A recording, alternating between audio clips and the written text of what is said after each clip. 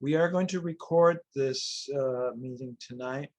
So Al's presentation is called Escape from New York, parentheses, in Philadelphia, how the Pennsylvania Railroad and the Long Island Railroad got rid of their commuter service. It's really a fascinating pictorial retelling of the transition of the 1950s and 1960s Philadelphia and Long Island Railroad commuter rail operations from the Pennsylvania Railroad to new regional transit operators, SEPTA in Philadelphia, and obviously the MTA Long Island Railroad in the New York area.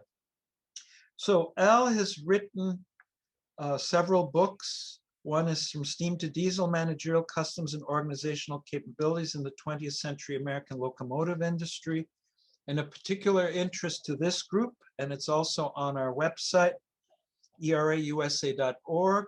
We have the Pennsylvania Railroad, Volume 1, 1846 to 1917. It's about 450 pages. It's neck and neck with your book, Eric.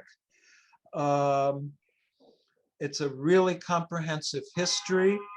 It is available on Amazon, and you can see the details in erausa.org. There is a volume 2 that will cover the electric period from 1917 to the present, and publication date is yet to be determined, but probably in the next year. I guess it's going to cover 1917 through the Penn Central merger in 1968. Al is the president of the Lexington Group, Incorporated, an educational organization that seeks to promote a dialogue on railroad and transportation history and practice. So once again, the way we're going to do this is I'm going to ask you to send your questions. Send your questions onto the chat. I will monitor the chat at a convenient time. I will bust into Al's presentation, ask the question. There will be an opportunity at the end of the program. The program should be over within 2 hours. And at that time, you'll have additional opportunity to ask questions. But if you have questions during the presentation, feel free to put them in the chat. Okay, with that, I am now going to turn it over to Al. Al, I've given you the capability to share your screen, so please give Al your undivided attention. Thanks. Al, take it away. All right. Thank you so much, Bob, for the introduction, and thank you especially and to everybody who's worked with me to put this presentation together, for the invitation to speak with you all this evening. If there's any positive thing to come out of the last year or so with the pandemic, it's that we do have the opportunity to interact this way. We maybe couldn't necessarily get together in person with me in Atlanta and you in many other parts of the country and even around the world. So I think Bob, this came to Bob's attention because I gave the sort of first half of this presentation at a virtual meeting of the Pennsylvania Railroad Technical and Historical Society.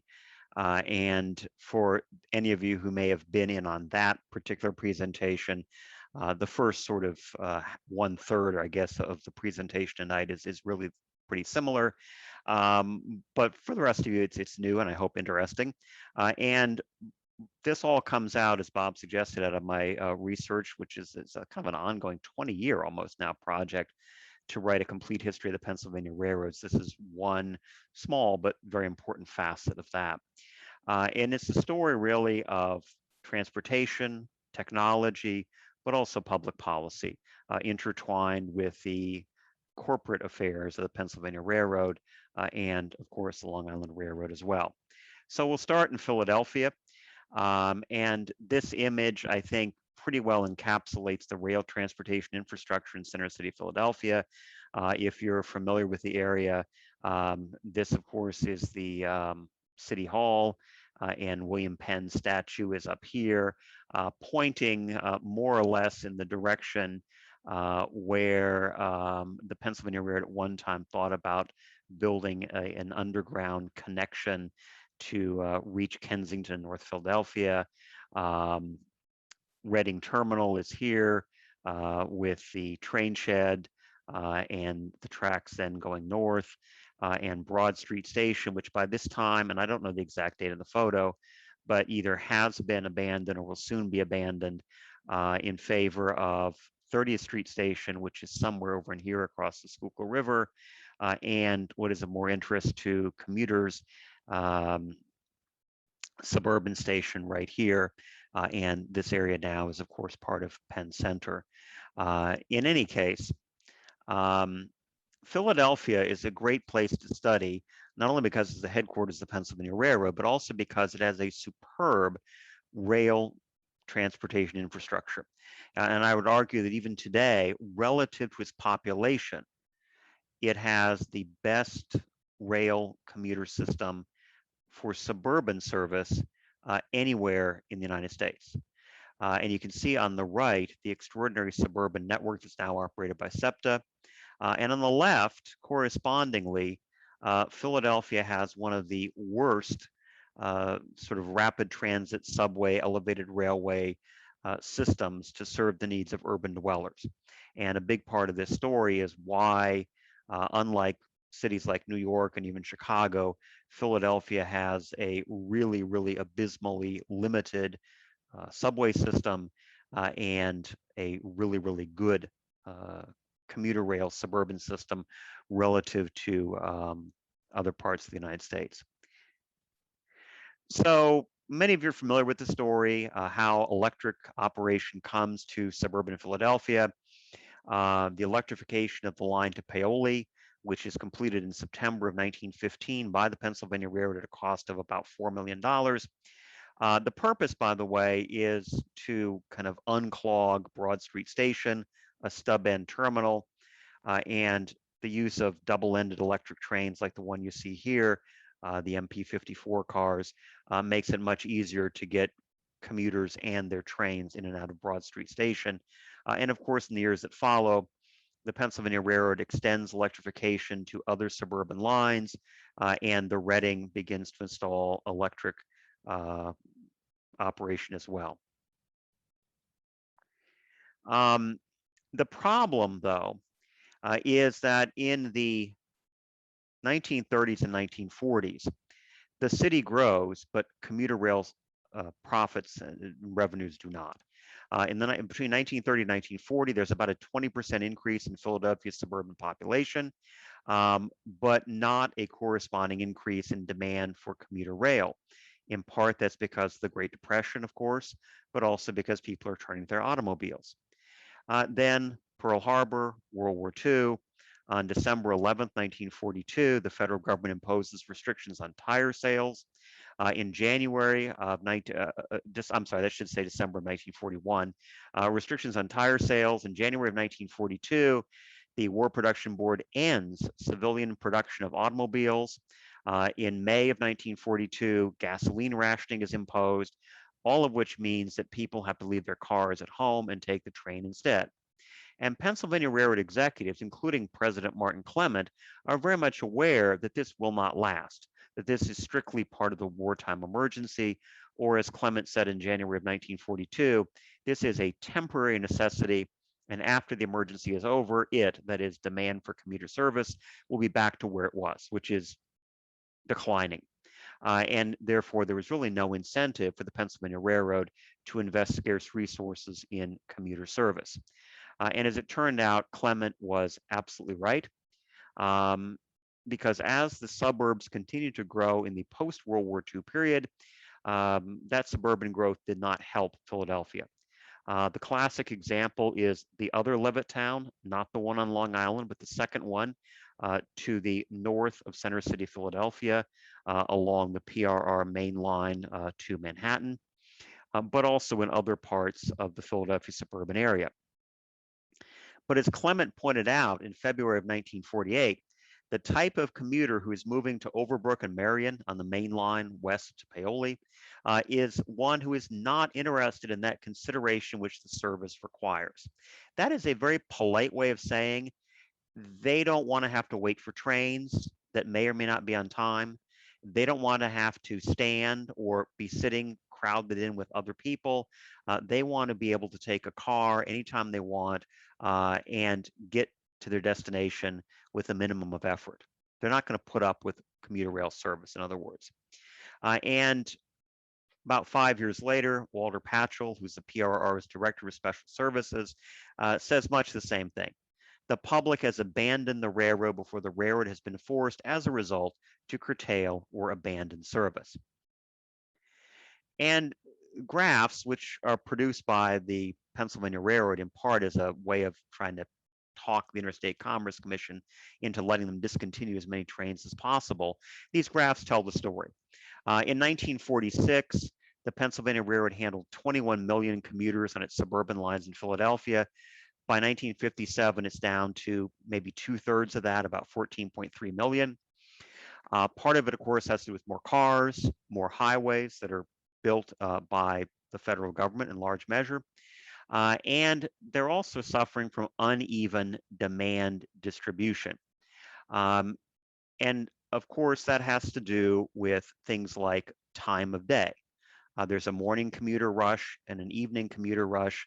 And during the middle of the day, equipment and crews are idle, incurring cost, but not generating any revenues.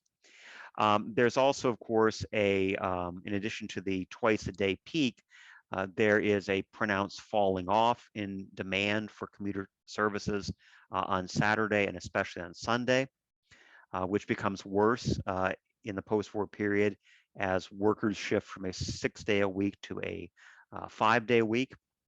And it's also seasonal. And you can see from this chart right here, not only does demand decline from 1947 to 1956, but it declines in a similar way.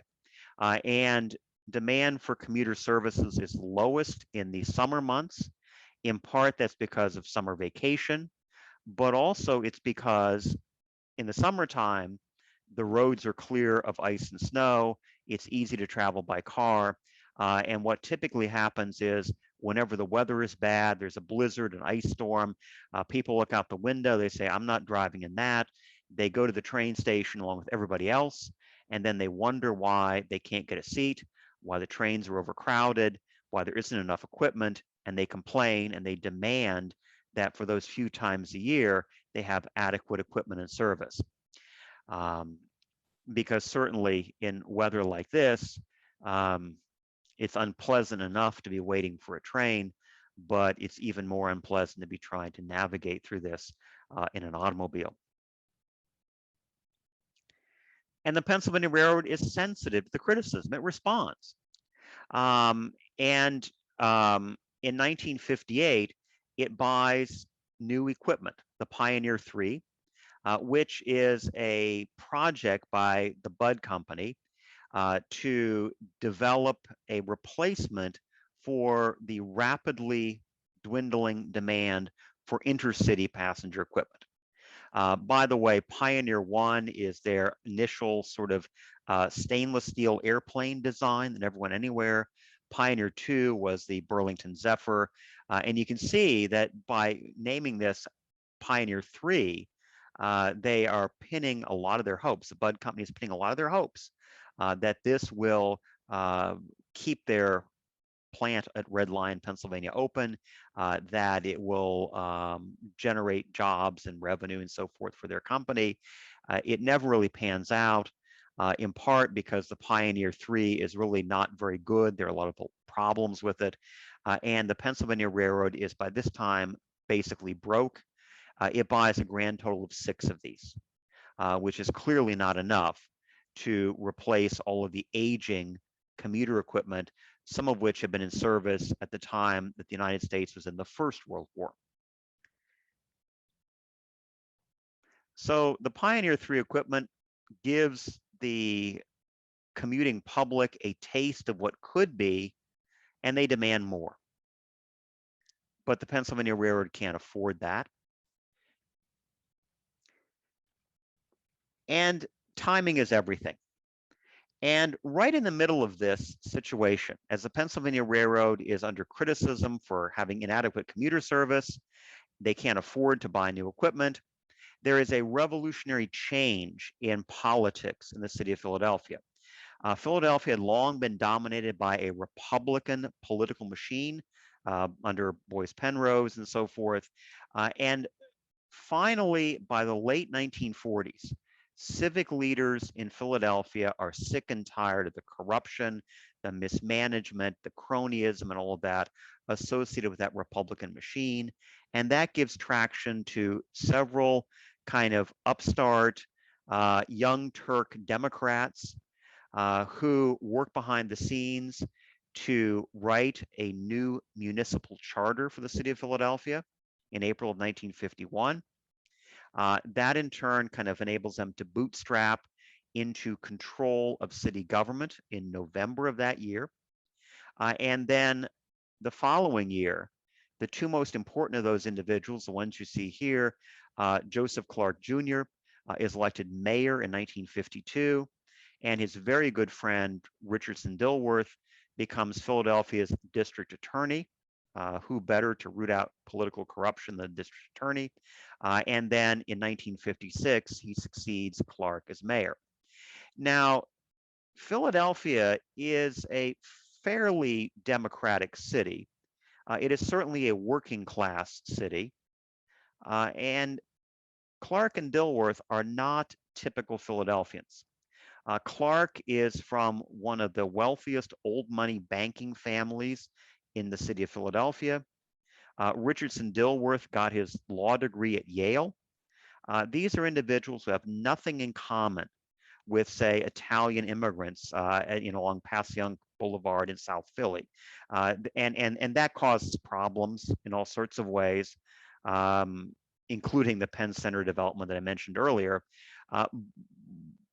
But in many ways, Clark and Dilworth are much more in keeping with wealthy suburbanites outside the city of Philadelphia. That's a problem for two reasons. One is that many of those suburbanites are Republicans, not Democrats. And the other is that being residents of the suburbs, they can't vote in municipal elections for people like Clark and Dilworth. In any case, Clark and Dilworth are really anxious to attract their support. And in the process of courting the suburbs, Clark, Dilworth, and other kind of young Turk Democrats convene the UTTB, the Urban Traffic and Transportation Board, in December of 1953. And 2 years later, the UTTB issues a report called Plan and Program 1955 that makes one point very clearly, and that is automobiles have problems. That the early and optimistic predictions about the ease of automobile traffic, replacing the railroads and all that, building freeways, that's approaching its outer limits. That instead, Philadelphians are about to confront traffic jams, congestion, inadequate parking, all the other problems that go with combining a major urban area and individually owned private automobiles. And the limitations of automobility are made very clear because construction is underway on the Schuylkill Expressway. And it's being built progressively into the city of Philadelphia. And by 1955, it reaches City Line Avenue. And there, the expressway stops for several years while construction continues farther to the south.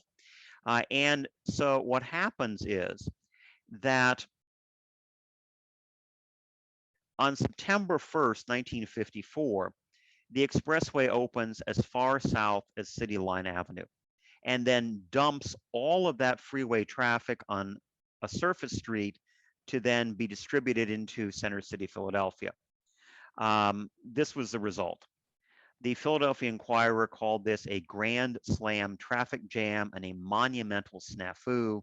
And if anybody needed proof that building more freeways was not going to solve congestion problems in Philadelphia, that was it. And that presents a golden opportunity for Clark, for Dilworth, and for the Pennsylvania Railroad, and also for the Reading as well. And the UTTB, the Urban Traffic and Transportation Board, was right in the middle of this. As the chairman of the UTTB, John Bodine, who is himself a prominent Philadelphian, said, the UTTB was formed for two reasons, one of which was made public and one of which was sort of a secret agenda. The purpose, as I recall, as set forth in the ordinance, was to study traffic conditions in the city and see what could be done about them, they being admittedly in chaos. The secret agenda was to prove the proposition that it would be far cheaper for the city to subsidize the commuting railroads than it would be to allow them to go into bankruptcy and be discontinued and be forced to build sufficient numbers of lanes of expressways in which the people who would normally have commuted on railroads would go back and forth commuting by car. In other words, Bodine really doesn't care about the Pennsylvania Railroad or the Reading. He only values them and their commuter service as a cheaper option than building additional freeways and incurring the economic and political cost associated with further freeway construction. But the Pennsylvania Railroad will take it, right? Because what it does is encourage Clark, Dilworth, and the Philadelphia City Council to begin providing money to the PRR and to the Reading. What is first known as Operation Northwest, which begins on October 26, 1958. And the city council votes about $160,000 in funds, $113,000 to the Pennsylvania Railroad, $47,000 to the Reading, to improve service on the parallel PRR and Reading lines to Chestnut Hill, which, as it happens, is where John Bodine lives, and that's part of the story too. As municipal officials and railroad executives are quick to point out, they say this is not a subsidy. Subsidies are actually illegal under Pennsylvania state law. What this is instead, the city is buying service, basically commissioning the Pennsylvania Railroad and the Reading to offer additional trains and to offer lower fares, with the idea that that will attract more business, and eventually, in a kind of virtuous cycle, commuter service can be perhaps self-sustaining. It's a forlorn hope. $113,000 is a nice chunk of money, but compared to the Pennsylvania Railroad's overall commuter losses in Greater Philadelphia in 1958, which exceeded $4 million, it's really a drop in the bucket. But it's a start. And Operation Northwest to Chestnut Hill, and in fact, this is the Pennsylvania Railroad station in Chestnut Hill. The Reading station is nearby. It paid for subsidized fares, more frequent service, the construction of park and ride lots, and encourage connecting bus transportation. And you'll notice the city of Philadelphia, right? It doesn't say Pennsylvania Railroad. It says City of Philadelphia parking area, free parking for railroad passengers, Department of Public Property, and this is now in the administration of Mayor Tate. And here again at Chestnut Hill is public parking. And then connecting bus service with the Philadelphia Transportation Company, so that passengers could transfer from rail to bus transportation. There's more. In September of 1959, Operation Northeast, which only involves the Reading, not the PRR, the Reading's line to Fox Chase, similar principle. And you see here the public pageantry associated with Operation Northeast. You'll notice that if you look more closely, there is Richardson-Dilworth right here. There is the PTC logo for the connecting bus service. And right here, the Reading Diamond. And right here, a parent clearly not paying too much attention is about to shove the small child off onto the tracks. Hopefully that did not happen. The problem is it doesn't work. An article in Trains magazine succinctly summarized the problem by saying traffic up, deficits up. Ridership increased by 15%, but hauling more passengers at a money-losing fare means that net earnings actually decreased by 28%. And so in the end, the Pennsylvania Railroad and the Reading could have cared less about overall ridership. They cared about net earnings, and the trend there was very much downward. And so in order to address this now becoming a chronic problem, the City Planning Commission in May of 1960 issues the publication you see here, the Comprehensive Plan, the Physical Development Plan for the City of Philadelphia, 1960. And the City Planning Commission in 1960 made some critical assumptions, most of which turned out to be dead wrong. One of the most basic assumptions that they made incorrectly was that over the next few decades, Philadelphia's population would increase. In fact, it decreased substantially. Moreover, the City Planning Commission assumed that the center city area of Philadelphia would always be the anchor for the entire larger metro area. That, I mean, they did not envision, let's put it that way, that people living in the suburbs would also work in the suburbs and shop in the suburbs and undertake recreational activities in the suburbs. They assumed that suburbanites would come to the center city to work, to shop at Wanamaker's and other department stores, to go to theaters and so forth. That assumption was wrong too. But based on all these assumptions that were wrong, the City Planning Commission said, okay, what we absolutely have to do is ensure that we improve access to the center city. We can't do it with freeways. We've come to that conclusion already. Therefore, whatever it takes, whatever it costs, we have to revitalize commuter rail service. And that provides the impetus for the city to incorporate, and it is a public corporation, the Passenger Service Improvement Corporation. This is an idea generated by the city solicitor, David Berger, who's a key ally of Richardson-Dilworth. They were in the Marines together and that sort of thing. It's established in January of 1960. It's modeled on a kind of economic development corporation that Berger has created a few months earlier. And it provides the legal mechanism that enables the city of Philadelphia to not subsidize, nobody uses the word subsidy, but to assist the Pennsylvania Railroad and the Reading in terms of operating commuter service. And one of the first things that PSIC does is to address the woeful condition of the outdated, in many cases, 1910s era Pennsylvania Railroad and Reading, too, commuter equipment. And so they turned to the city's transit engineer, Edson Tennyson, who is an expert in such matters. And Tennyson works with and promptly gets into a knockdown, drag-out fight with Pennsylvania Railroad officials because they have different goals.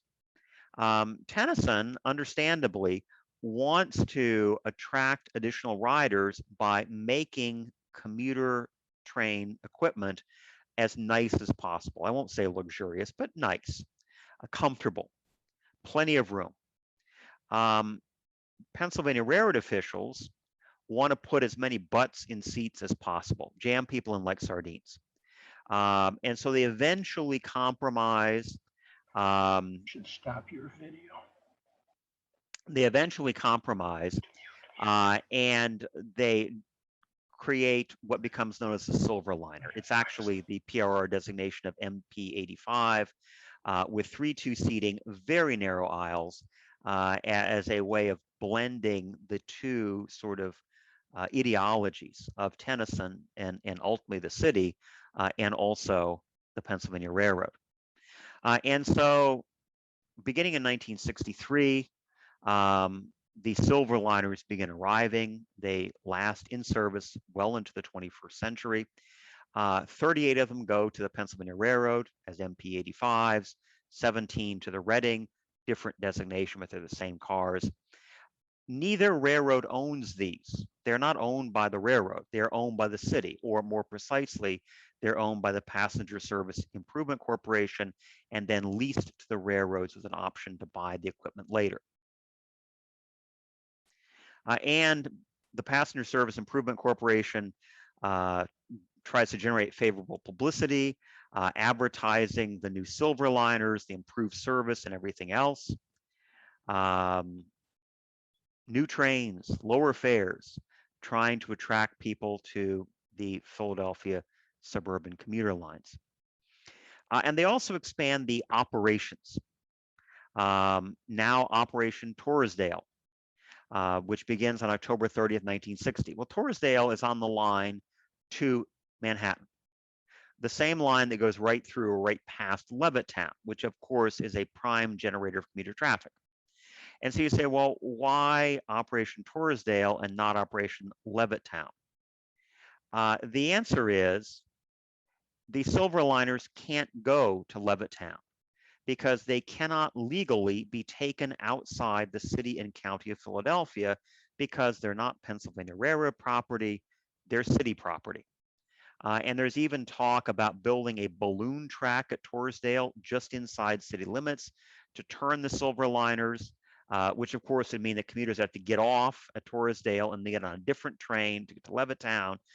That proves unworkable. And so there are clear limitations to the effort by the Passenger Service Improvement Corporation to serve the suburbs that kind of by definition are outside city limits.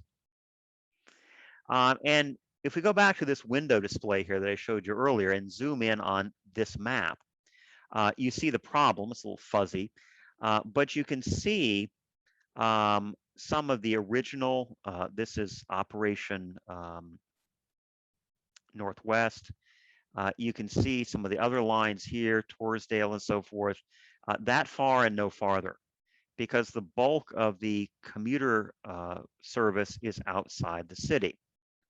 And so it's imperative, therefore, for Philadelphia municipal officials to get the suburbs on board, in part because the only way this is going to work is to improve service all the way to suburban destinations like Levittown and Paoli, and in part because the city is crunching the numbers and realizing they can't afford to do this anymore.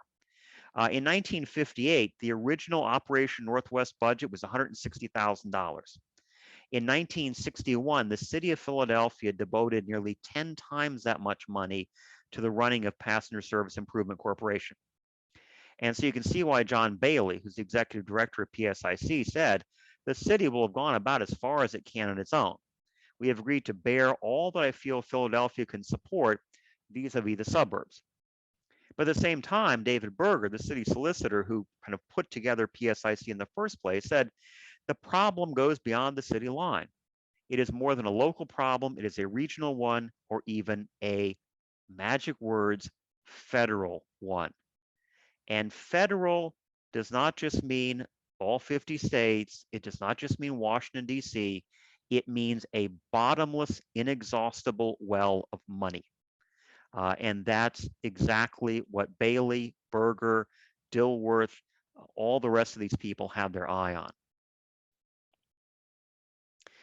Here again, their timing is excellent.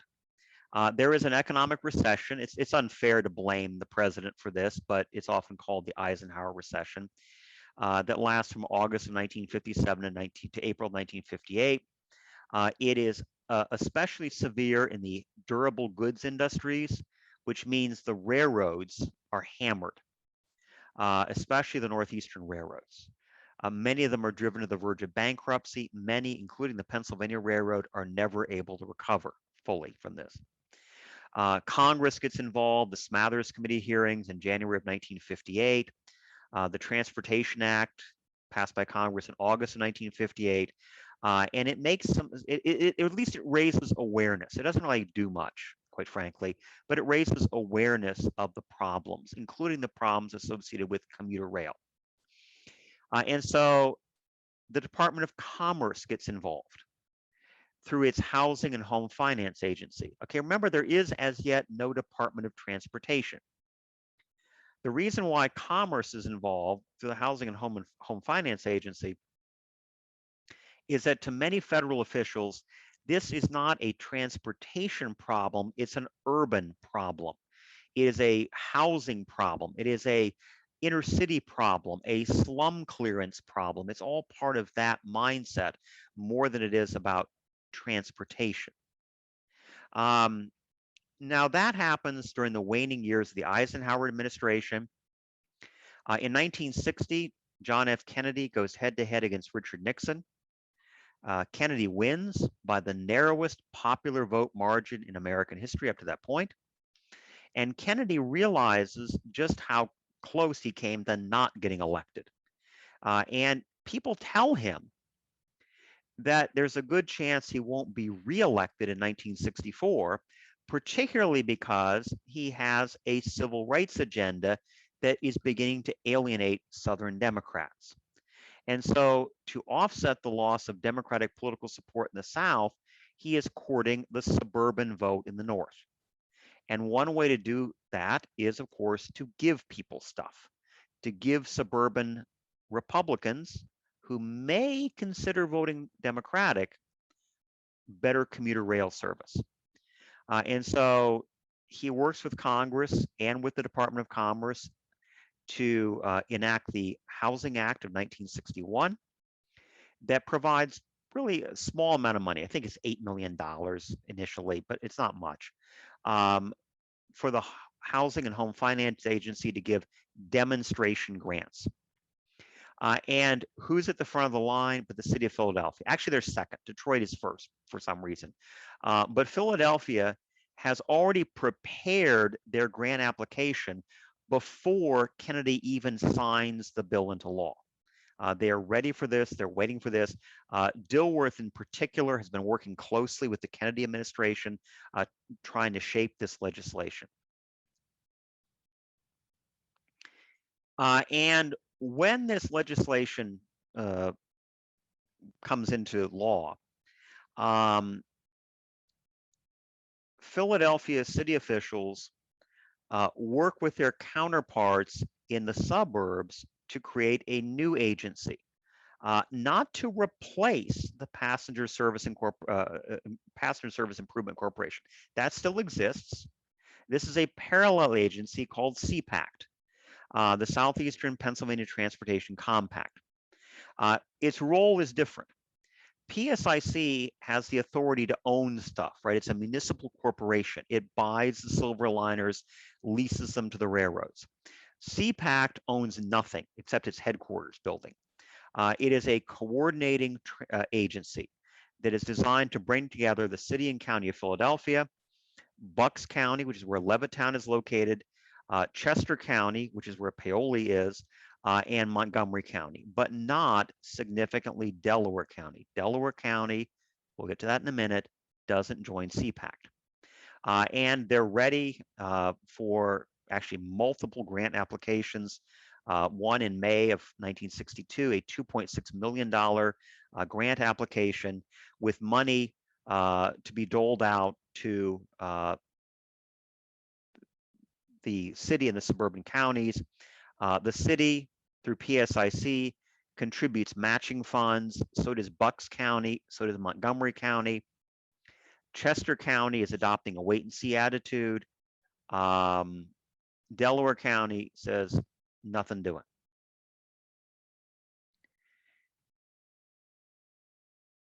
And if you look at this map of the PRR and Reading and there's some other lines here we'll get to in a minute, in suburban Philadelphia, that sets the stage for what's going to happen next. Al, just a question. Why Yes. in Delaware County? I have friends who live there. Why did they specifically say nothing doing when all the other counties joined in? Great question, and I will get You'll to get that. to it? Yes, I'll get to that in 3 minutes, maybe even Okay, less than that. So great. it's a great question, but thank you. Very good. Okay. With CPAC and with federal funds, Operation Torresdale becomes Operation Levittown. It's extended to where it always needed to go on December the 3rd, 1962. There is a great opening ceremony attended by the local dignitaries, officials from the city of Philadelphia, Miss Philadelphia, Miss Bucks County. Everybody's happy, everybody's smiling. Commuters are delighted. They finally are able to get on the new Silverliner cars and ride all the way to Center City.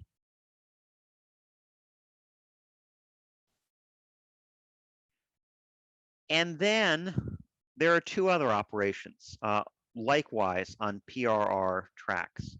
Operation Southwest in the direction of Chestnut Hill, that is actually, despite its name, only going as far as Angora, about 2 stops beyond 30th Street Station.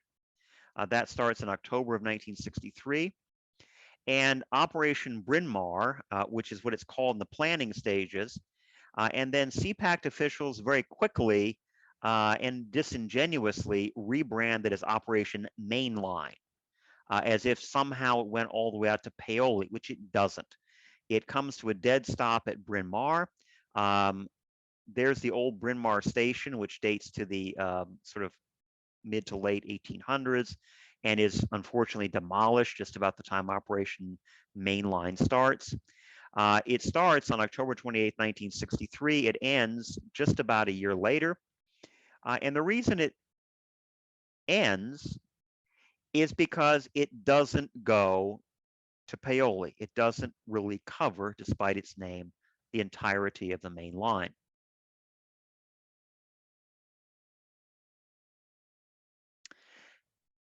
And so here's the issue. If we kind of do a close-up on the map I showed you earlier, what you see is the Pennsylvania Railroad's main line, both lowercase and uppercase, from Suburban Station to 30th Street to Ardmore, Bryn Mawr, and then on to Paoli and eventually to Harrisburg. You'll notice that Bryn Mawr is the westernmost stop before the tracks enter Delaware County. And then they continue through Radnor and so forth, and then exit Delaware County into Chester County and on to Paoli. Why is that significant? Well, welcome to Delaware County. And the problem is twofold. One problem has to do with the Philadelphia Transportation Company, a private transportation firm owned by real estate developer and transportation mogul Albert M. Greenfield, who's a major player in Philadelphia real estate, though always kind of an outsider looking in because he is Jewish and he's never really fully accepted by Christians in Philadelphia. And Albert Greenfield is incensed, understandably so, about the support that PSIC and now CPAC are giving to the Pennsylvania Railroad and the Reading, which are his competitors. And he said, no, let me get this straight. The taxpayers are not only being asked to pay fares on my buses and streetcars, they're also being taxed to subsidize my competition. And he said PTC could carry its passengers absolutely free and throw in a morning cup of coffee if it received the same per passenger subsidy as do PSIC railroads. And he's actually right about that. In fact, the per person subsidy that PSIC is doling out to commuters on the various operation lines is greater than the per person fare being charged by PTC. And so Greenfield has a right to be, more than a little angry about this. But the more serious problem for operations in Delaware County has to do with the Philadelphia Suburban Transportation Company, often known as the Red Arrow Lines, under the leadership of now a third generation of the Taylor family, Merritt H. Taylor Jr. And the Red Arrow Lines operate, their principal asset is what we eventually call the Norristown high-speed line. From a connection with the elevated terminus at 69th Street, eventually up here to Norristown. And you'll notice that much of the high-speed line goes right through Delaware County. In the process, more or less paralleling the Pennsylvania Railroad's commuter operations. And so, Al, I have a question from one of our members. So their comment from Jack Muse, he thought National City Lines had controlled PTC by 1955. Was Greenfield still involved with PTC then? He was. I believe he was on the board. I would have to double check that. But he was at the very least a spokesman for PTC. He was their kind of their sort of public relations face, and he was the one who was continually battling against and calling into question the PSIC subsidies. Okay. So Greenfield and his allies at National City and PTC, and also Merritt Taylor and the Red Arrow Lines. There again, why should the government subsidize our competitors? And they have two allies in Delaware. Well, they have more than two, but one of them is John J. McClure, who is a Republican Party boss. He's wired into the state Republican establishment, very powerful, and one of the members of the one of the three members, the Delaware County Board of Commissioners, Robert Watkins. I should point out that McClure made his money as a paving contractor, and Watkins ran a couple of trucking firms. Neither of them have any interest in protecting the Pennsylvania Railroad. They're highway people entirely. And as Republicans, they are, and it's a context of the Cold War, of course, they are dead set against government support for anything, particularly when it competes against private enterprise, especially the private companies run by their allies like Greenfield and Taylor. And so at one particularly contentious meeting, Robert Watkins says, I never like to pay your taxes, and I hate to contribute 1 penny to the city of Philadelphia when we need it so badly out here. In other words, he is not under any circumstances going to vote to allow Delaware County to join CPACT or to in any way contribute money to help support the Pennsylvania Railroad's commuter operations along the main line. And it's very clear that the city and the suburbs are not even on the same page. I mean, if you look at somebody like Robert Watkins, one of the 3 county commissioners, he's a suburbanite, he favors highways, he's a pro-business Republican, he is a self-made man who started out working in a shipyard, and he's a Protestant. City Solicitor David Berger, who's the kind of municipal representative in all of this, is from the city, pro-railroad, a staunch Democrat, from family money, graduated from Penn Law, and he's a Jew. And so there's absolutely nothing that people like Watkins and Berger have in common. And this, by the way, is typical of many issues, not just commuter rail, when we're talking about the growth or actually decline of Philadelphia in the years after World War II. And so Republicans in Philadelphia, especially Merritt Taylor, right, you can see chicanery exposed by Red Arrow. They use their media contacts to put articles in local newspapers like the Mainline Chronicle, showing William Penn, the symbol of Philadelphia, shoving a Pennsy Reading camel, or the nose at least, into the tent of suburban tax revenues, trying to sway the public away from saying, oh, we could get better commuter service, to instead saying our taxes are going to go up in order to deprive private enterprise of revenue. The solution, spend more money, buy out the competition. And so in August of 1963, the Pennsylvania State Legislature passes the Metropolitan Transportation Authorities Act, which establishes SEPTA, the organization that we all know and love, and some commuters don't love so much today. And SEPTA's purpose is first and foremost to buy out the opposition. It's very clear from the beginning that the goal of SEPTA is to funnel state money and mostly federal money to use to purchase PTC and Red Arrow, which takes many years, but they do. And then ultimately, incrementally, SEPTA then begins to assume the responsibilities of PSIC and CPACT. Now, a lot of the money comes from the federal government in the form of the Urban Mass Transportation Act 1964, which finally put some serious money into commuter rail. $375 million over 3 years, including $10 million in demonstration grants on the first year. And again, Philadelphia is right there. In fact, again, the day before the law takes force, Philadelphia has an application ready to go, and they get a significant amount of money. And so with now the grudging cooperation of Red Arrow and PTC, who are in negotiations for sale to SEPTA,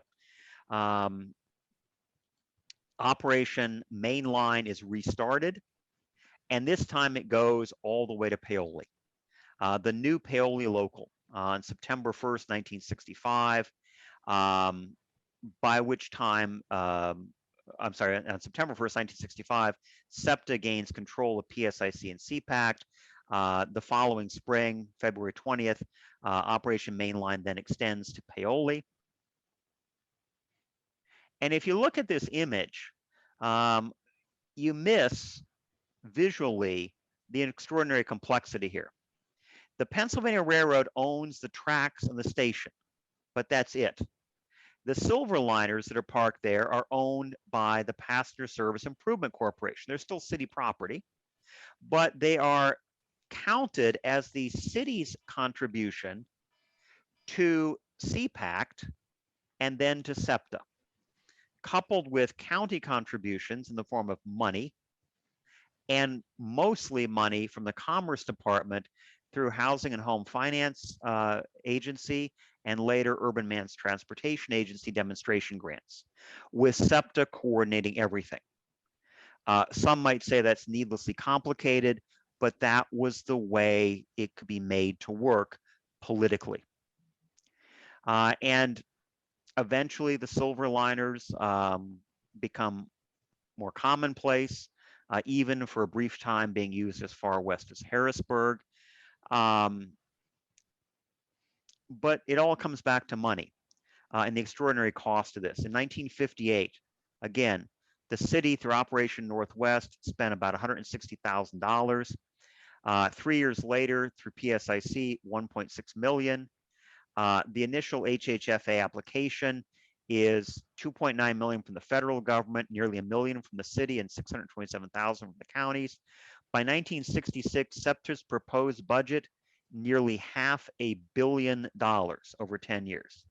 168 million of which is going to go for commuter rail, leading some people to wonder if efforts to preclude expensive highway construction didn't entail equally expensive payments for commuter rail service. Al, question.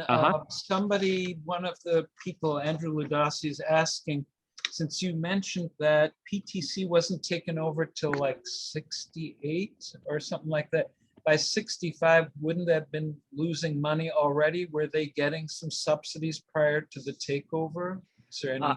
I believe they were. I mean, I'm focusing mostly on the Pennsylvania Railroad, so I'm not really kind of in tune with what happened with PTC.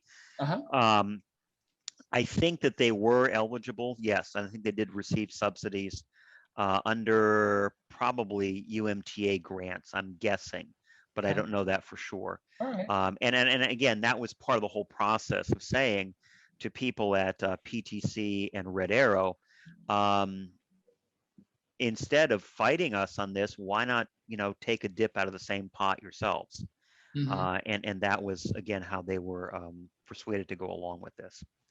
Right. So this is great, right? Except again, it's not enough. The MP54s remain in service until June of 1981. It takes that long to replace them with the Silverliners.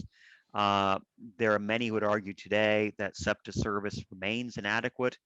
And you can criticize that certainly, but then you can also look at what might have been on the other end of the state. And this shows a map of the commuter service, not electrified, but steam and later diesel hauled, that used to exist in Pittsburgh, operated by the Pennsylvania Railroad, the B&O, Baltimore, Ohio, and the Pittsburgh and Lake Erie. It's gone. It's all gone. Because municipal officials in Pittsburgh had the opportunity to do what was done in Philadelphia, and they said no. They made a deliberate choice to focus solely on automobiles and highways and abandon any effort to preserve commuter rail. And so the fact that SEPTA today continues to run the Paoli Local and all of its other suburban services, however imperfectly, suggests that whatever the problems, whatever the inefficiencies associated with the political process, if nothing else, people like David Berger, Richardson Dilworth, Mayor Clark, they preserved a large percentage, almost the entirety really, of the commuter service operated by the Pennsylvania Railroad and the Reading.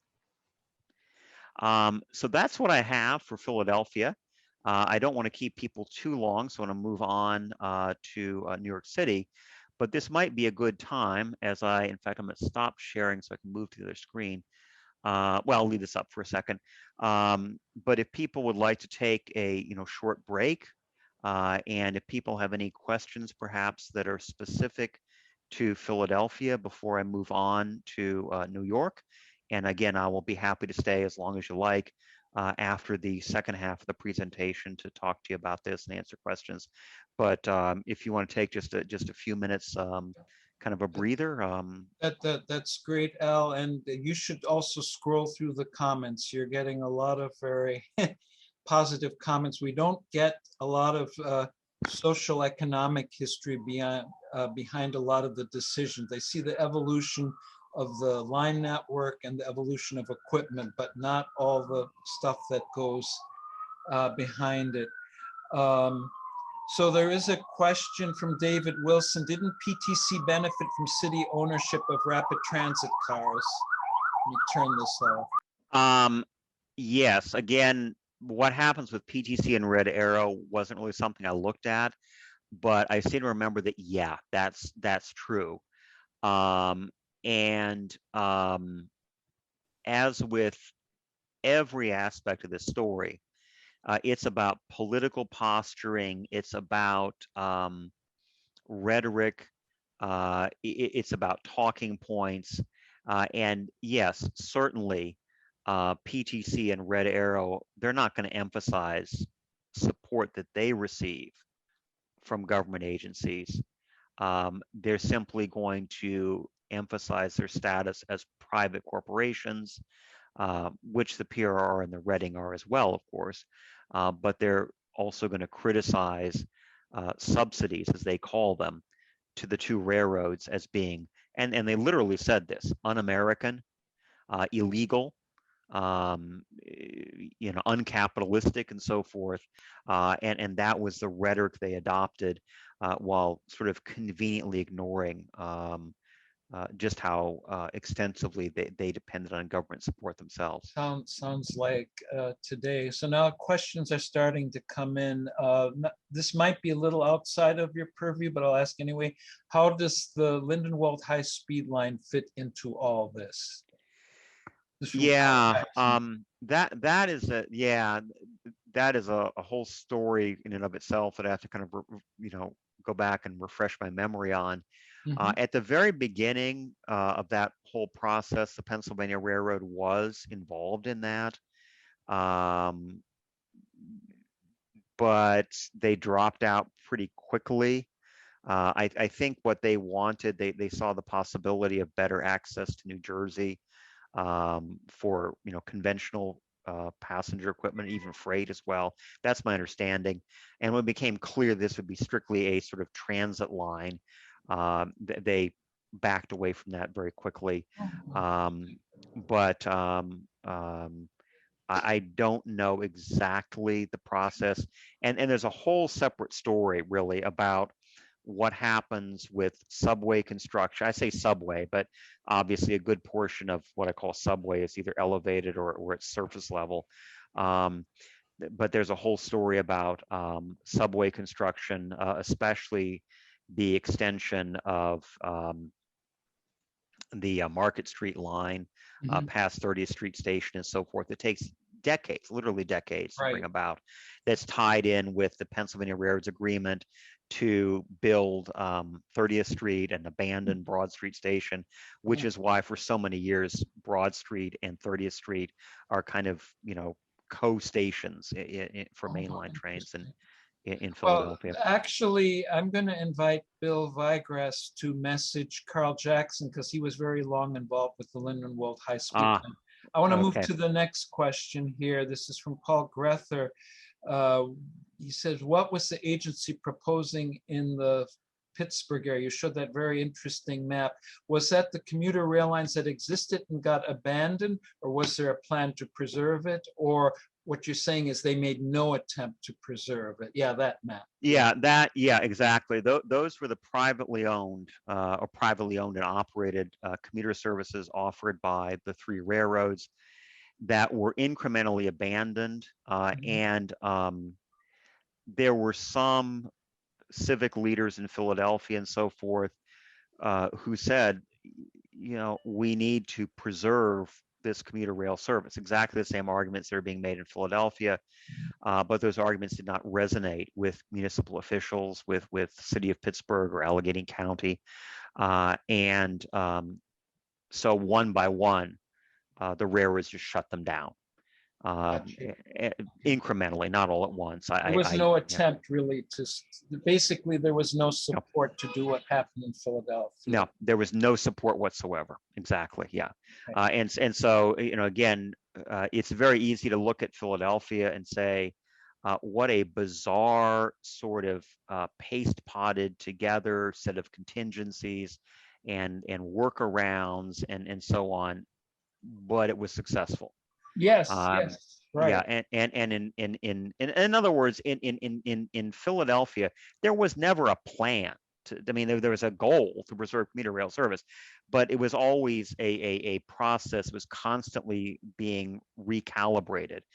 In Pittsburgh, there was just no desire to preserve any of this, and it disappeared. And the chances that any of this will ever come back are effectively zero. I think the B&O was the only one line survived, but that's also gone. So the next question is, did the PSIC finance its passenger cars with equipment trust bonds, and who are the principal buyers? The Philadelphia banks, or is it known? That I do not know. I mean, the money ultimately came from bond sales, I believe, but I mean, it would seem logical if they were equipment trust certificates. I suppose, if I don't know the answer to that, that might be possible to zoom in on one of the photos and find a trust plate somewhere. But yeah, that I don't know. But ultimately, the city was legally responsible Right. for Now, that equipment. this might be outside of the years of your research, so feel free to say that. The question from Jay Morgenthau is, what was the driving force behind the Market East project that joined the Reading and Pennsylvania Railroad commuter lines? I mean, that got developed under SEPTA, to the best of my knowledge. Oh, it developed, I mean, it started under PSIC from the Okay. very beginning, and CPAC, I mean, everybody was talking about that. That was a goal, a long-term goal. And I don't know when the first iteration of that, but it dated back to the 50s. People were Oh, talking okay. about that. Okay. Yeah, absolutely. So it was just in fact, if I go up here to um, that $457 SEPTA budget, Mhm, a good chunk of that was to be allocated. This is again 1966. A mhm. good chunk of that was to be allocated to building the connection. And of Gotcha. course, it just took years and years and years and years before that happened. But yeah, and even before 1966, it was a dream of transit planners in Philadelphia. Okay, it's a long time dream. So question from Paul Gukowski, when did the Reading service to Allentown and Bethlehem end? I think that was diesel, not electrified. And why wasn't it included in SEPTA? I'm not sure if that went within the purview of your research. Yeah, as a PRR guy, I'm not supposed to like or care much about the Reading, but sorry. But anyway, the truth is I don't know when Okay. it stopped. I suspect that the reason why it never was folded into this is because the Reading Allentown area was just, for one thing, it's too far outside of Philadelphia. It wasn't in that, was it 5-county suburban area? Hmm. Bucks, Montgomery, Chester, Delaware. Yep. Anyway, it was not in that area, and so there was no real mechanism for going beyond. In fact, one of the interesting, I probably should move on to New York Yep. before everybody falls asleep on me. But if we go to this image of the Silverliner at Glen, which is clearly well outside of suburban territory. This was on what was called Capital Liner service. Hmm. It's what's today the Keystone Corridor. And it clearly says PRR. It's not actually a PRR car. It belongs to PSIC. Hmm. But PSIC is loaning these cars out to SEPTA, Hmm. which in turn is managing a state program to improve rail service between Philadelphia and Harrisburg Oh, as a kind of demonstration in anticipation of yeah. putting into service a group of 11 Metroliner clones that Hmm. never actually, because they didn't work, never actually went into this service, at least not at this time. And people in Philadelphia were furious because they said, wait a minute, let me get this straight. The PSIC owns this equipment. The city of Philadelphia owns this equipment, and it's going to Harrisburg. Yeah. And in fact, there was an incident near Elizabethtown where a rock slide demolished a Silverliner, Oh my. $250,000 Silverliner, that is owned by the city of Philadelphia, and it's 90 miles west of city limits. So people in Philadelphia say, actually, we read the enabling legislation that created SEPTA, and SEPTA does not have a legal right to do this. They don't have a legal right to operate any kind of service outside of the 5-county SEPTA area, Hmm. which this clearly is. So, that again, that's part of the kind of geographic jurisdictional Right. So how long issue. did that service last? Less than a year. Yeah, less than a year. Less than a year. Yeah. I just rode the Harrisburg line all the way to New York. Those cars would not be very comfortable for such a long ride. So it's good that that ended. Right. The Yeah. last question, and this is really more a contemplative comment from David Wilson. He says, if Philadelphia hadn't had the erroneous assumption of center city economic supremacy in the 1960 plan, do you think they would have worked so hard to preserve the regional network? No, absolutely not. I mean, it's a counterfactual answer, but whether or not people like Dilworth and Berger would have worked as hard, they would not have been nearly as successful. because the political environment would have been vastly different. So yeah, I think if people had known what was going to happen in Philadelphia in terms of you know, the hollowing out of the urban core, I'm not sure that any of this would have been possible. That's supposition, but I think it's a reasonable one. And just not now, but at your leisure, when you see the recording, people have been providing more information on some of the questions that are sort of on the edges of your presentation. So I think we can move forward with the New York part of the presentation. Okay, great. Yeah, as I said, I want to try to finish this up Yep. in good time. Yep. Make sure I've got the right. Yes. Okay. And we're going here. Okay, so part two of the same thing. So the chronic problem that faces the Long Island Railroad, and indeed many commuter lines, but faces the Long Island Railroad, which is the nation's preeminent commuter rail carrier, as well as being a PRR subsidiary. And it's the same story of transportation, technology, politics, and all of that, and geography. And to kind of preface this, and my apologies if many of you I'm sure know the story here, but to give a little background very briefly about the Long Island Railroad, which actually dates to 1832, very early in the railroad era, with the Brooklyn and Jamaica Railroad. And then 2 years later, the original incarnation of the Long Island Railroad Company, chartered in 1834, built a line down basically dead center down the middle of Long Island to Greenport, completed in 1844, which allowed for combined rail water transportation between New York and Boston in a mere 11 hours. The Acela does it somewhat faster today, I think, but all on land. And the premise, of course, was that the area along the northern shore of Long Island Sound, basically through the Connecticut shoreline here, was too difficult to build through. And so by rail here, by water here, and then by rail again, or indeed by steamer all the way to Boston. Great plan. It works, but only briefly. And as it turns out, in December of 1848, the New York New Haven Railroad, predecessor, of course, to the New York, New Haven, and Hartford, completes a line along the Connecticut shoreline, and that deprives the Long Island Railroad of much of its business, forces the company into bankruptcy for the first time in 1850.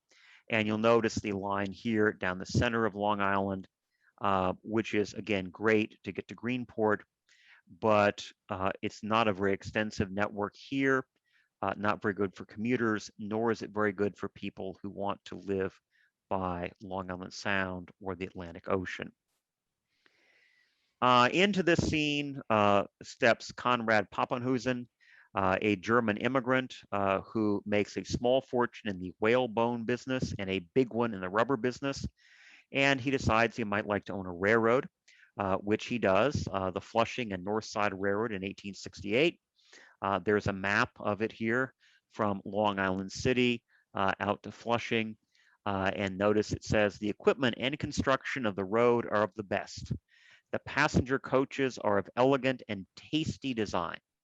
I'm not sure what a tasty passenger coach is, but rest assured the Flushing and North Side Railroad had them. The problem is that 5 years later, the speculation of Jay Gould and Northern Pacific Securities and all that triggered the Panic of 1873, which rippled across the American economy and the railroad network. But with every problem, there is an opportunity. And Pappenhusen had the opportunity here to acquire many of the small constituent elements that later become the Long Island Railroad at fire sale prices. And he and other investors in 1875 and 1876 consolidate that network into basically what you see here, a much more robust network than the one that existed in 1850.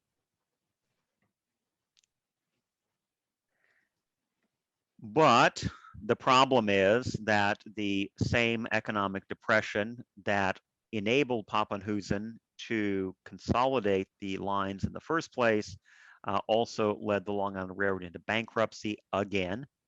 Part of it was Pappenhusen's fault, or at least he was blamed for it.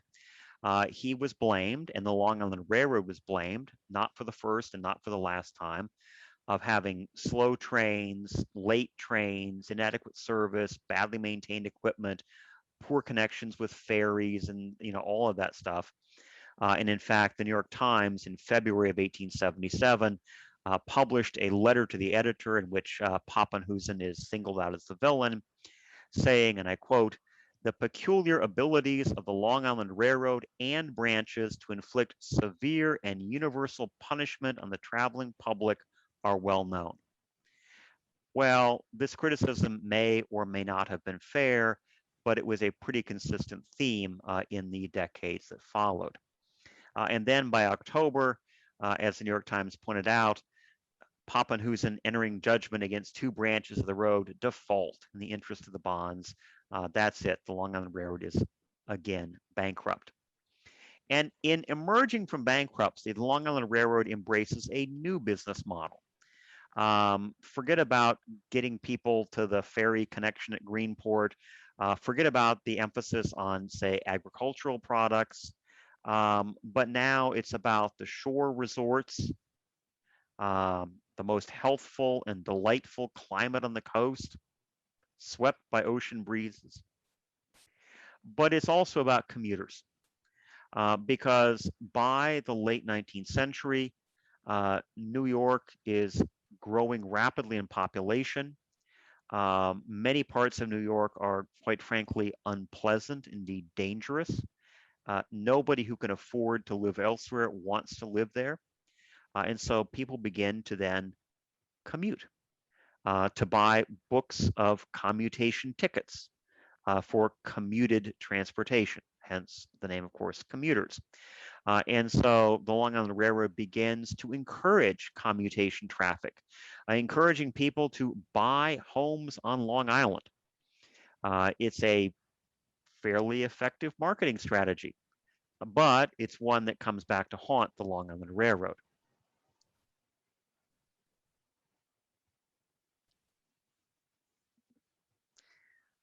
And by the late 19th century, the Long Island Railroad and the Pennsylvania Railroad begin to come into collision, but also into alliance. And one of the figures involved here is the individual you see on the right, Austin Corbin, who is the president of the Long Island Railroad until his life is cut short in a carriage accident in 1896. But it's Corbin who lays plans for a kind of ambitious expansion of the Long Island Railroad system to take it ultimately into Manhattan, to Grand Central Depot, which in the very, very late 19th and early 20th centuries is in the process of being rebuilt, replaced by Grand Central Station, as we know today. After Corbin's death, it falls to William H. Baldwin to run the company and to carry forth this set of plans to take the Long Island Railroad probably through a tunnel under the East River. And the opportunity to do that comes about because another one of these sort of combined sort of political, transportation, private enterprise, public sector issues that has to do with Atlantic Avenue. Now, Atlantic Avenue is a thoroughfare that leads to the Flatbush Avenue terminus, one of the two big termini, the other being, of course, Long Island City of the Long Island Railroad. And very, very early in the whole process, one of the predecessor companies, Long Island Railroad, got a franchise to lay track down the middle of Atlantic Avenue. But by the late 1800s, there's something like 60 or 80 trains a day, maybe more, barreling down Atlantic Avenue, obviously dangerous. And so there is a long period of discussion involving New York City officials, involving state government officials, Long Island Railroad officials, to put the tracks underground, underneath Atlantic Avenue. And to sweeten the deal for the Long Island Railroad, government officials offer the LIRR a franchise to build a tunnel under the East River to reach Manhattan. The Atlantic Avenue improvements go forward in June 1908. The tunnel, at least that tunnel, is never actually built because by 1900, in fact, even before, the Long Island Railroad is running into problems paying for all this. It's expensive stuff. And they very quickly realize that they have an opportunity to join forces with a company that has no difficulty paying for anything.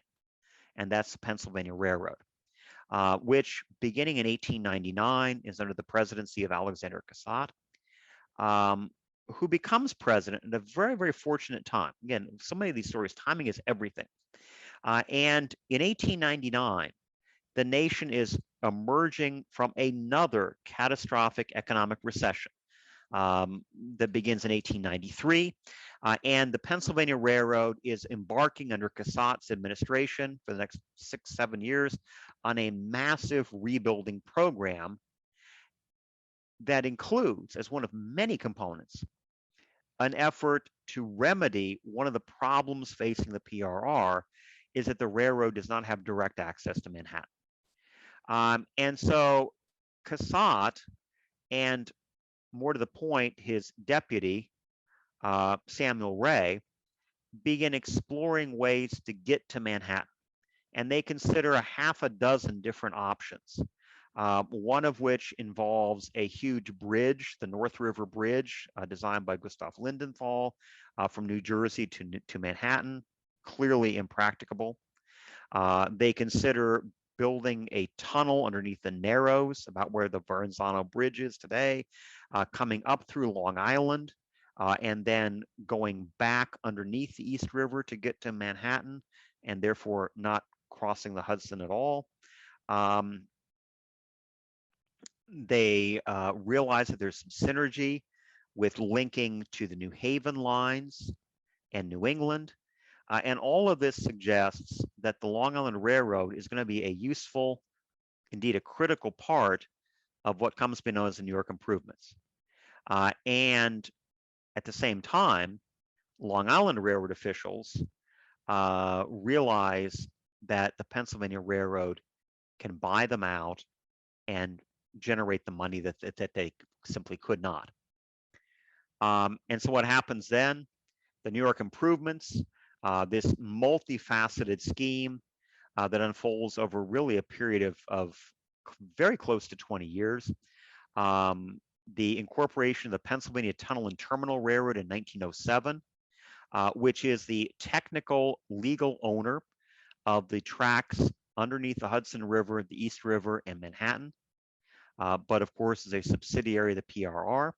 And then in June of 1912, the Long Island Railroad, which by this time, of course, is also a Pennsylvania Railroad subsidiary, signs a rental agreement for the use of Sunnyside Yard, for the use of the East River tunnels, access to Penn Station, the tracks, the platforms, all of that.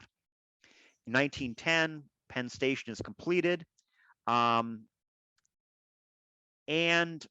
it's fitting that the first trains to use Penn Station were not Pennsylvania Railroad intercity trains, they were Long Island Railroad commuter trains. Fitting, but almost unexpected, because when Cassatt commissioned McKim, Mead, and White to design Penn Station, Cassatt envisioned a monumental Beaux-Arts gateway to Manhattan, something that would allow people arriving on the Broadway Limited with their servants and their fur coats and their steamer trunks to enter in grand style the greatest city in the world. Neither Cassatt nor Charles Follen McKim gave any serious thought to commuters. And so the station was, and in many respects still is, badly designed for commuter service. Now, part of this was unexpected. In 1910, or actually earlier when the station was being designed, Pennsylvania Railroad officials didn't quite see how quickly commuter traffic was going to burgeon in the 20th century, nor did they see how quickly intercity rail traffic was going to decline, thanks to the automobile. And so from the very beginning, Penn Station, beautiful building, but totally inadequate for commuter rail service. Al, a question came up from Carl Jackson. So, and this would have been under the Pennsylvania Railroad management. The Long Island Railroad had another access point via the subway system because the cars in those days were smaller, where they could enter into one of the east side of Manhattan subway stations, like under City Hall. Did your research cover any of that, or not to any scope? Not to any great extent, but I actually will mention that in just a couple of minutes. Okay, great. When I bring the subway system into the whole story. Very but yeah, good. it's a great question. Okay. I'll get to that in a minute. Yeah. And as we kind of a prelude to all of that, let's talk about geography and politics and the intersection of the two. Now, one of the great stories, well, great, significant, if sometimes stomach churning, is the constant political rivalry between New York City, which for basically 3/4 of a century is generally under the control of the Tammany Hall political machine, this Democratic, as opposed to the Republican machine of Philadelphia, political machine, and the state government, which is typically dominated by Republicans in Albany. And Tammany, of course, has a well-deserved reputation for corruption, nepotism, bribery, kickbacks, illegality, insider dealing, all the rest of that. And in fact, one sort of narrative suggests that Pennsylvania Railroad executives like Cassatt were sort of honest, above board, and resolutely opposed to Tammany's political machinations. Publicly, that was true. Privately, Cassatt worked very closely with Tammany Hall, as did other Pennsylvania Railroad officials, for one simple reason. Tammany got things done. Tammany cut through red tape. Yes, it was necessary to sweeten the deal and offer Tammany something, a bribe, a kickback, a contract, something like that. But once Tammany was satisfied, the red tape disappeared and things got going. But yeah, it was corrupt. There's no question about that. So in the context of this ongoing rivalry between Tammany Democrats and upstate Republicans in Albany, the state legislature in 1907 passed the Page-Merritt Public Utilities Act, that in an act of adroit political compromise, divided responsibility for transportation and public utilities regulation, creating the Public Service Commission for the First District, which is the sort of former Board of Rapid Transit Railroad Commissioners, which is soaked through with Tammany influence, as is the Public Service Commission. And the First District PSC handles transportation regulation within the 5 boroughs. The rest of the state, including significantly Nassau County and Suffolk County on Long Island, are the responsibility of an entirely separate regulatory agency, the Public Service Commission for the Second District of New York, which is run by people who are resolutely opposed to Tammany Hall.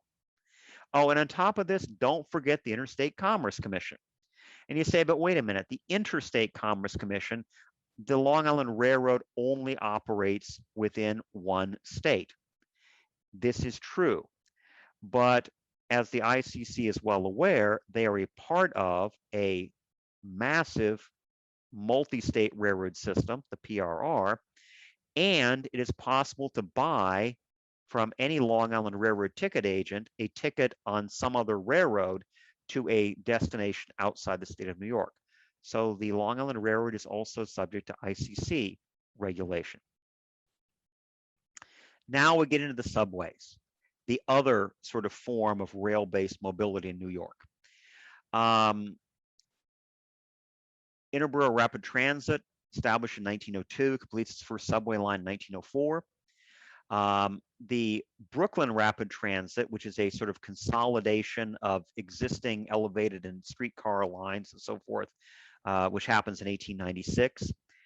It completes its first subway line in 1908. And to the question that was asked earlier, yes, the BRT does offer the Long Island Railroad for a very brief period another terminus in Manhattan, in addition to Penn Station. The BRT's Chambers Street Station does accommodate for about 4 years Long Island Railroad equipment that runs through to points on the south shore of Long Island. World War I puts an end to that, and it never resumes. In 1913, the IRT and the BRT basically divide the New York subway market up among them. They create a duopoly, right? A monopoly with two companies in the form of the dual contracts to ensure that they don't build competing and therefore unprofitable subway lines. Well, as often happens, New Yorkers at first welcomed the subway with open arms and then very quickly began to criticize it. There aren't enough lines. There aren't enough trains.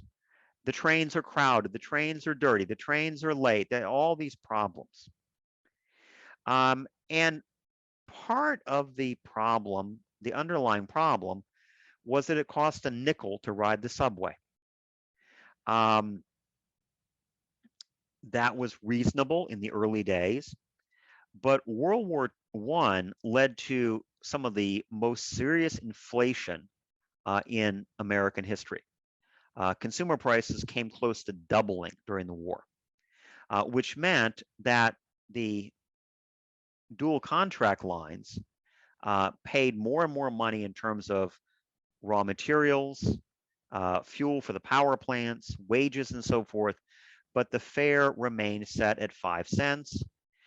And Tammany Hall, which after all owes its existence to the political support of working class New Yorkers, makes sure that regulators do not permit any fare increase. And so the fare stays a nickel until 1948. You can understand how the IRT and the BRT are squeezed by this. The BRT tries to cut wages and increase working hours, leads to a strike. The BRT hires replacement workers, and one of them is responsible for a horrific accident at Malbone Street in November of 1918 that kills more than 90 people. And partly, though not entirely because of that, at the end of the year, the BRT goes bankrupt. Now, by this time, John Francis Hyland is the new mayor of New York. He takes office in January of 1918. He's in office for a little less than a year when the Malbone Street wreck takes place. He is in Tammany up to his eyeballs. He is a pliant mouthpiece for Tammany. Quite frankly, not the brightest bulb in the socket. In later years, after he's forced out of office because he's involved in one political scandal too many, he becomes a judge in juvenile court, which caused one of his opponents to say, well, the children finally have an opportunity to be judged by one of their peers. Well, regardless of how intelligent and capable he was, Hyland had one overriding passion, which he shared with his constituents, and that was to improve rail transportation in greater New York, and in the process to criticize the IRT, the BRT, and the Long Island Railroad for high fares and poor service. And Highland proposed an independent, city-owned rapid transit subway network. And to make all this happen in the early 1920s, there's a whole set of political realignments.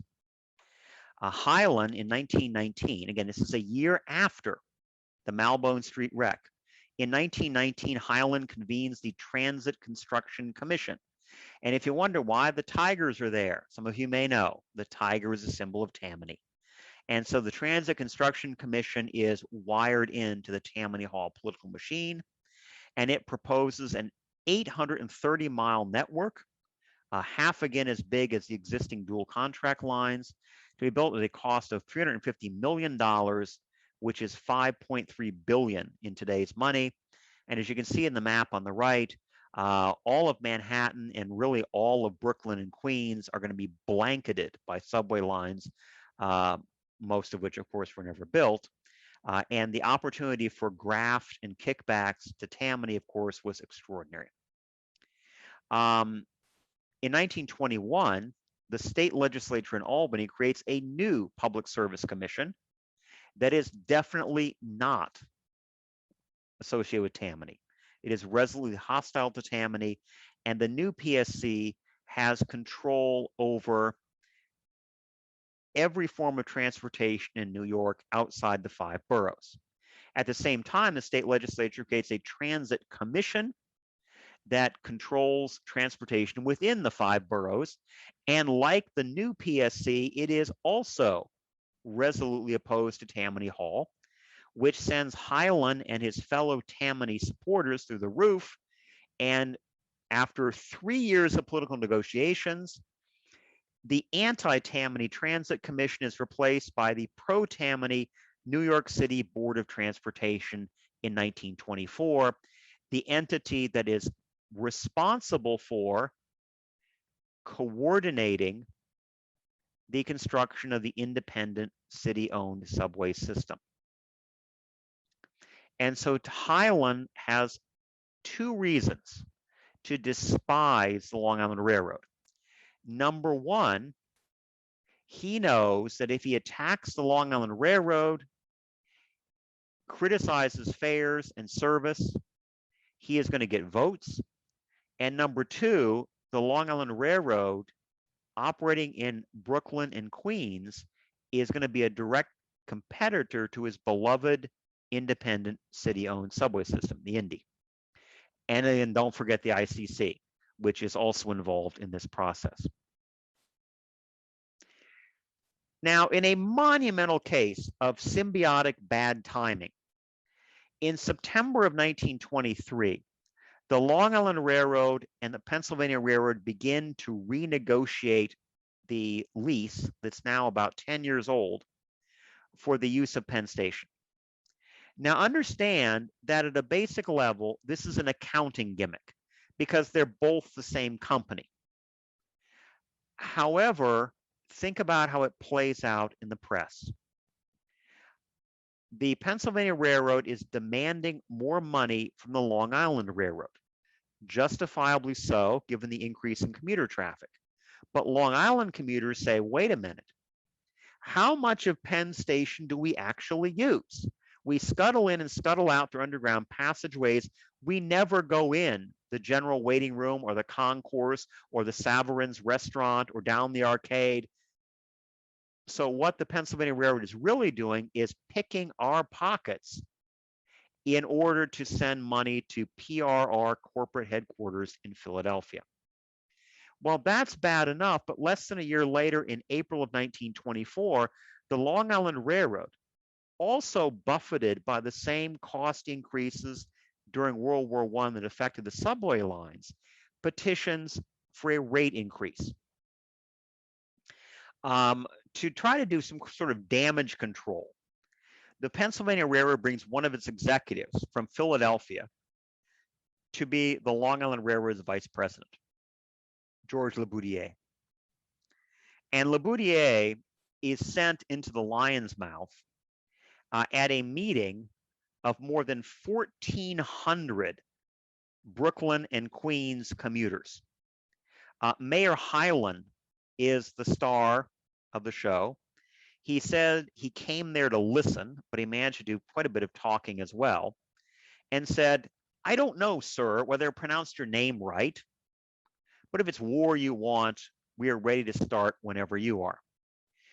It's a bad sign for the rate application. Commuters organize the Association of Long Island Commuters. They choose Maurice Hockner as their general counsel, but their chief weapon and spokesperson is Hobart Carson Fash, the man you see on the right, who is a business reporter for several major Manhattan newspapers, which means he is articulate. He understands his way around a corporate spreadsheet, and he knows how to reach out to the public. And he gives speech after speech after speech against the fare increase, so much so that, at least according to his supporters, he gets throat cancer, which his supporters say is brought about by all the speeches he gave against the fare increase. And even on his deathbed, Fash said, "My doctors tell me that I have brought my present condition on myself by the campaign, but Long Islanders have shown that they can pull together and fight for a cause when once aroused." Needless to say, the fare increase went down to defeat. By the late 20s, as the national economy is recovering from a severe post-World War I depression, the Pennsylvania Railroad begins to operationally integrate the Long Island Railroad.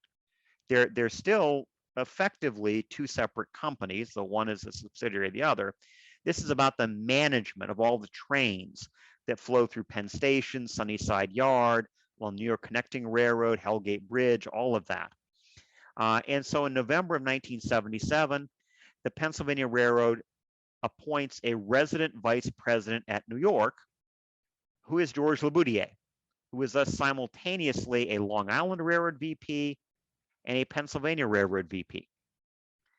And a year later, the PRR creates the New York Zone, which encompasses the entire rail system owned by the PRR in Long Island, in Manhattan, and on the New Jersey side of the Hudson River. Again, this is an operational thing, but residents of Long Island say, "I knew it." This proves that the Pennsylvania Railroad is milking the Long Island for all that it's worth, taking money out of our pockets to send to Philadelphia. And if you look at this image of the Morris Park Roundhouse, and you kind of airbrushed out some of the lettering on the tender there and squinted a little bit, you could be forgiven for thinking this is actually a Pennsylvania Railroad facility, which it is actually. And so it was very clear to everybody on Long Island that the PRR and the Long Island Railroad were very closely intertwined. Now, the 1930s, the Great Depression, of course, hits all the railroads hard, especially the Long Island Railroad. 1936, February, the Interstate Commerce Commission agrees to a bright idea that comes from Daniel Willard, the president of the Baltimore and Ohio, to stimulate rail travel by reducing interstate coach fares to 2 cents a mile. There's a huge debate of whether that applies to the Long Island Railroad. The Long Island Railroad says it doesn't. The ICC says it does. The Long Island Railroad, again in bad timing, not only argues that it should not be subject to the Interstate Commerce Commission fare reduction, but files a fare increase in July of 1936. The Public Service Commission rejected it outright. And PSC Chairman Milo Maltby said, "The Long Island Railroad went to rather unusual lengths in attempting to persuade people to build on Long Island." Remember that image I showed you earlier, buy homes on Long Island. Okay, I told you that advertising campaign would come back to hurt the Long Island Railroad. As Maltby said, it induced thousands to build homes all over the territory. So far as rail transportation upon Long Island is concerned, the Long Island Railroad has induced a virtual monopoly outside the city of New York, a virtual monopoly. in 1936? Maybe not, with all due respect to Chairman Maltby. In 1931, the Northern State Parkway and the Grand Central Parkway opened. The real killer, though, was the Long Island Expressway in 1939. There were other highways, too, of course. And the Great Depression plus highway competition told the story. Long Island Railroad commuter traffic fell from 83 million in 1930 to less than 48 million in 1940. Operating revenues declined from 41 million to 23 million in just 6 years. Return on investment, which is a respectable 6.63% in 1929, fell to basically zero in 1935. The war years followed. For the same reasons that traffic boomed in Philadelphia, it boomed on the Long Island Railroad. Gasoline rationing, tire rationing, no new cars, all of that. And so passengers flocked to the Long Island Railroad. They complained of overcrowded trains and all the rest of it. But they also said, why doesn't the Pennsylvania Railroad do something to fix up the Long Island Railroad? After all, both companies are making money hand over fist, aren't they? Well, Walter Franklin, who is simultaneously a vice president of the two companies, said some people apparently draw the inference that because the Long Island Railroad is carrying a great many people, it must be making money. Of course, that does not follow. If business is done at a loss, the fact that a large amount of it being done is no proof of prosperity. And yeah, what he said basically was right. And in order to rectify the situation, in April of 1942, the Long Island Railroad files a rate request before the Transit Commission, that's Brooklyn and Queens, and the PSC. That is the two outlying counties on Long Island outside the city. And to head off a public relations disaster, the Pennsylvania Railroad hires an engineering firm, the J.G. White Corporation, that produces a long, dry as dust compendium of all the Long Island Railroad's problems, useful in any regulatory hearing.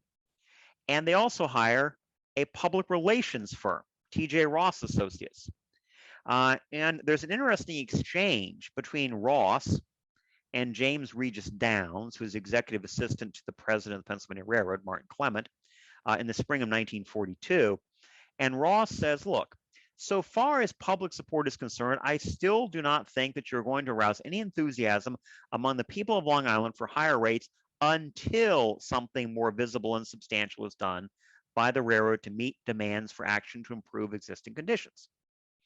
Whereupon Downs responded, yeah, but the theme of this advertising should be that the railroad is prepared to make improvements to service, facilities, etc., when the returns from operations are in the black, which is not the case at the present time. In other words, the PR guy is saying, look, if you want more revenue and you want a rate increase, you got to give the people something to be excited about. And the railroad executive saying, we're not going to spend any money until we get our fare increase. It's a chicken and the egg problem. The fare increase doesn't happen. No money means no improvements, which means that there is no way to address the elephant in the room, or in this case at Penn Station, which is limited capacity. Penn Station already in the 1940s is incapable of handling commuter traffic. There aren't enough platforms to set aside for commuter service. The platforms are too short, which means it's not possible to run additional trains or increase train length. The only solution is to double deck the equipment. In 1932, the PRR and the Long Island Railroad worked together to build a double deck car, just one. Two more follow in 1937, and the rest don't come until after World War II. And there aren't enough of them, obviously, and commuters complain. that they're uncomfortable, that they're crowded, knees to head, all those kinds of things, climbing up into seats, climbing down into seats. It really does the Long Island Railroad more harm than good. And then the post-war death spiral. In July of 1947, the Public Service Commission grants a fare increase temporarily, but only in Nassau and Suffolk counties. It's the first one in nearly 30 years. Doesn't really matter. Between 1940 and 1948, the Long Island Railroad's revenues go up by 16 million, expenses up 23 million. By January of 1949, the Pennsylvania Railroad's Board of Directors establishes a committee to meet very quietly to talk about cutting the Long Island Railroad loose. And they decide that what they need to do is to allow the Long Island Railroad to go into default. But they kind of keep that to themselves. On March 1st, 1949, the PSC granted another temporary fare increase. The same day, nearly $40 million in Long Island Railroad bonds came due, and the Pennsylvania Railroad refused to redeem or guarantee them. With Walter Franklin, who is at this time, again, both a Pennsylvania Railroad and a Long Island Railroad executive, said the Long Island Railroad must stand on its own feet from everything from now on. Regulators and commuters were furious. I mean, practically in the same minute that the Long Island Railroad accepts a fare increase, they declare bankruptcy, which commuters see as a way for the Pennsylvania Railroad to get off the hook. The bankruptcy filing actually comes the following day, March 2nd. Irving Bergman, who's the chairman of the Nassau-Suffolk Commuters Committee, said, "The commission has not provided enough money by new rates to take the road out of bankruptcy. It has merely forced the commuters to throw good money after bad." And one anonymous commuter put the issue even more succinctly: "That's just like the Long Island, always late, even getting into bankruptcy court." What follows is a 15-year divorce settlement between the Long Island Railroad and the Pennsylvania Railroad. On March 14, 1949, shortly after the bankruptcy filing, a federal judge appointed 3 trustees. 2 were personal friends of his, and 1 was David Smucker, a division superintendent out of Pittsburgh, and of course, a Pennsylvania Railroad employee, which did nothing to convince Long Islanders that the Pennsylvania Railroad was anything other than sucking the Long Island dry. A few days later, the Long Island Railroad announced that its improvement program, such as it was coming to an end. And a Long Island Railroad spokesman said, "Well, the Pennsylvania Railroad can't afford to subsidize the Long Island Railroad anymore," which was, of course, completely the reverse of the perception of Long Islanders, who thought that the Long Island was subsidizing the Pennsy. In May of 1949, the Pennsylvania Railroad abolished the New York zone, and the 2 companies went back to separate operating procedures. And then that fall, Lester Tichy, the industrial designer, developed a new gray and green paint scheme to replace the Tuscan red, a new logo or herald that replaced the intertwined LIRR in a keystone. And, just looking at this, you would probably not realize that the Pennsylvania Railroad and the Long Island Railroad were effectively the same company, which of course was the whole point of the new paint scheme. And then catastrophe. I don't know that the bankruptcy in and of itself brought about this chain of events, but it certainly contributed to it. Employee morale was at rock bottom. Equipment was in poor repair. There were a number of minor incidents. And then in February of 1950, a catastrophic wreck at Rockville Center left 32 people dead. A few months later, on Wednesday, November 22nd, 1950, a wreck at Richmond Hill left 79 people dead. Calls went out on the radio for welders to bring their equipment to cut open the cars to try to free people still trapped inside. Doctors amputated limbs to try to free people who could still be saved. This all happened under the glare of cameras and reporters, and the rescue effort continued into the following day, Thursday, November 23rd, which was Thanksgiving. When called on the carpet by reporters, Joseph Kanzler, who is David Smucker's assistant, said, "We feel we have every safety device we need." There is tone deaf and there is extraordinarily tone deaf, and I think that that falls into the latter category.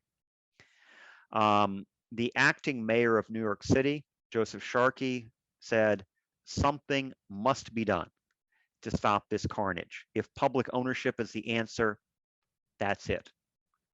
And you can feel the world shifting on its axis with that one statement, as people begin to consider that the Long Island Railroad can no longer be a private company. But it takes time.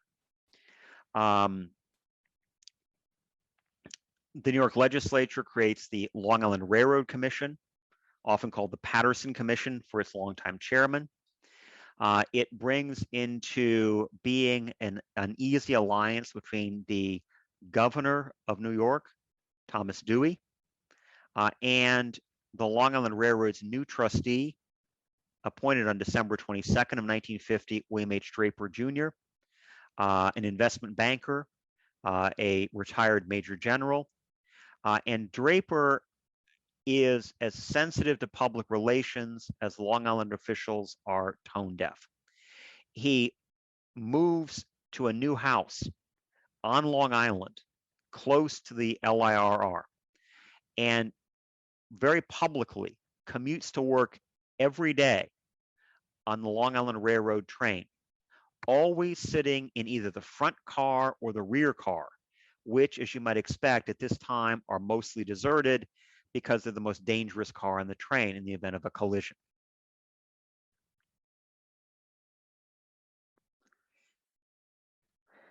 But think about the context. It's the Cold War. It's the Red Scare. It's a pervasive fear of communism in all its iterations.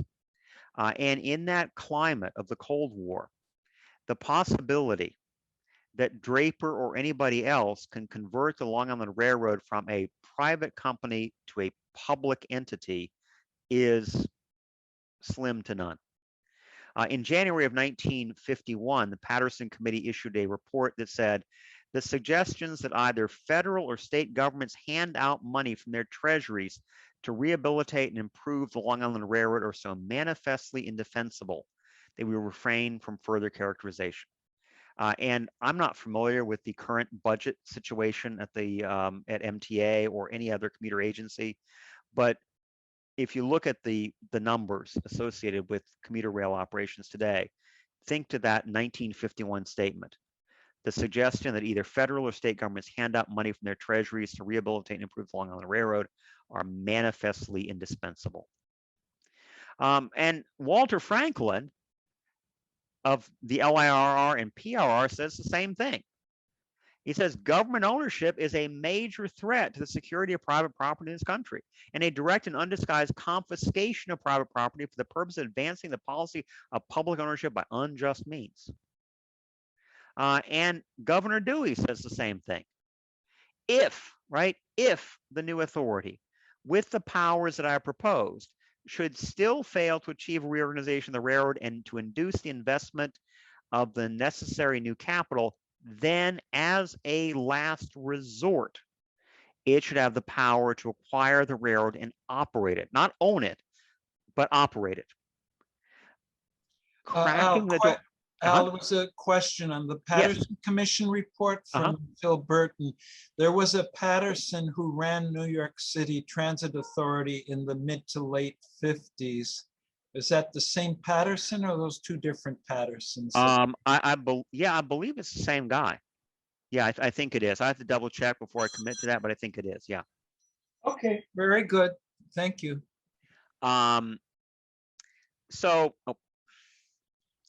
So Dewey is at least cracking open the door to some kind of governmental involvement as a last resort. In March of 1951, the state legislature passes the Railroad Redevelopment Act and creates the Long Island Transit Authority.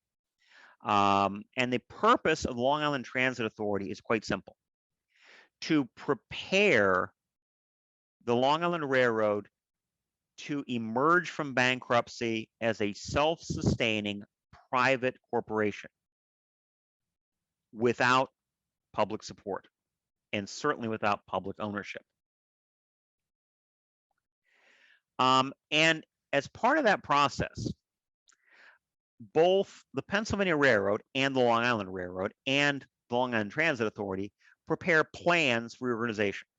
Plan number one, the PRR plan, issued in November 1951, said, look, we want freedom from rate regulation. We can set our fares any way we want. We want an exemption from state and local taxes. And if you want to buy us out, it's going to cost you $140 million, an amount they later reduced to a more sensible $60 million.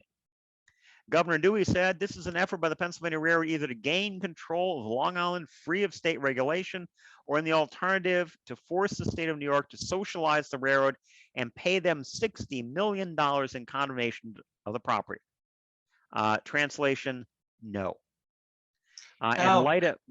There was a question from Paul Grether, who actually is working on the East Side Access project as the project manager of the service place. He asked the question, is one of the reasons the Pennsy eliminated the New York division was to firewall the Pennsy from Long Island Railroad's labor rules? Yeah, that was part of it. Yeah. The intent was to get rid of everything to the Long Island Railroad.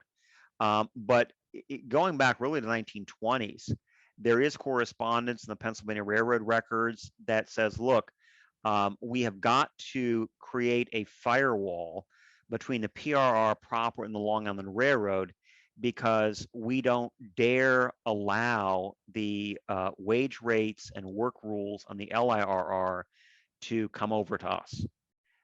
And so I don't know that they were talking about that specifically in the 50s, but I think it's highly likely.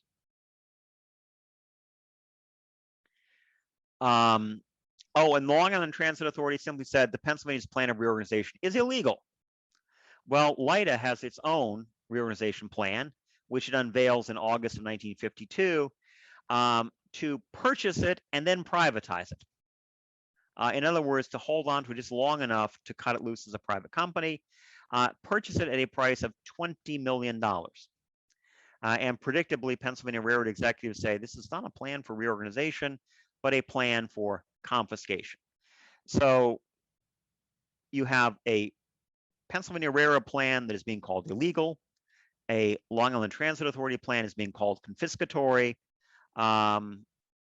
Neither is compatible with the other. And then there is door number three, the option of last resort. Faced with this mess, Governor Dewey in March of 1952 said, if such a private organization is not attainable, operation of the road by the authority through a controlled corporation will be possible until such time as a transfer to private operation becomes feasible. Cracking open the door a little more, but making it clear that public operation is a temporary expedient until Long Island is returned to some kind of private ownership.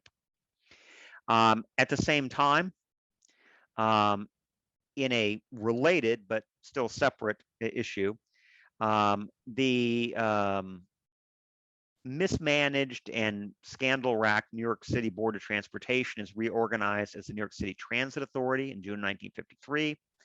And the Transit Authority now issues in 1954 a report that addressed the broad array of mobility issues in greater New York and said transit and traffic in the metropolitan area have now exceeded the point of full saturation.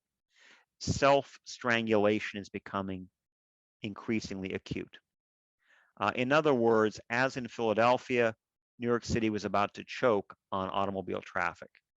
And the cost of building new freeways was unthinkable. The cheaper alternative was to protect the commuter rail operations. And with that kind of background, in June of 1954, the state legislature amends the Railroad Redevelopment Act, establishes a Metropolitan Rapid Transit Commission, grants the Long Island Railroad a 20% fare increase, exempts it from Public Service Commission oversight, and grants not freedom from taxation, but a tax deferment until such time as the reorganization can be completed. The company emerges from bankruptcy in August. The PRR still owns it, but things are looking up. Thomas Goodfellow becomes the new general manager. He invests in new equipment and facilities, and even critics of Long Island Railroad say the ugly duckling is sprouting a few swan-like pin feathers, but it's unsustainable. The taxes are accumulating. There's an arrearage that will have to be satisfied when the company returns to private operation, if it does. In November of 1955, the Long Island Railroad announces its 7th fare increase in 8 years. And you can imagine what commuters are saying about that. Thomas Goodfellow said, the hardest part of my job is dealing with those people who think I take a bag of gold down to Philadelphia every Friday afternoon. And he also said, look, let's face facts here. A profitable commuter operation under present day conditions is completely impossible. Railroads in the New York metropolitan area have long realized this. With no profit motive, incentive disappears. In other words, there will never be a privately operated Long Island Railroad that can earn a profit. And then everything changes again. I mentioned earlier the Transportation Act of 1958. That's a response to the problems facing the railroad industry as a result of the Eisenhower recession. And the act didn't do much. But one of the things it did do was to expand the Interstate Commerce Commission's authority over intrastate passenger service. And this, I think, was intended by Congress as a mechanism to allow railroads across the United States to discontinue lightly patronized branch line passenger trains from East Nowheresville to South Podunk. That was the intent.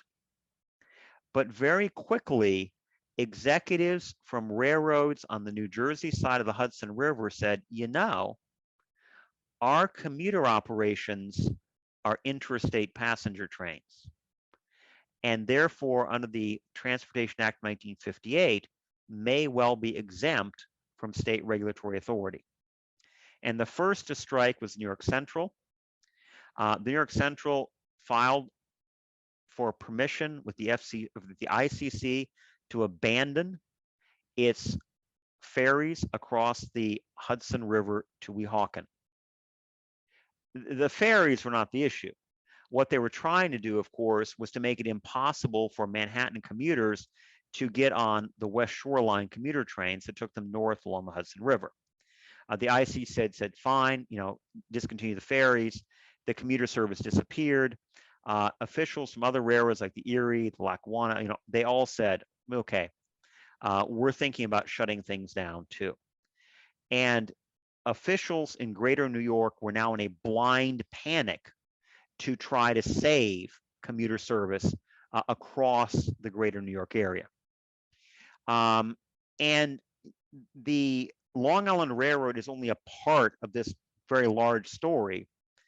And it is included in what comes to be really the least bad solution to the problem.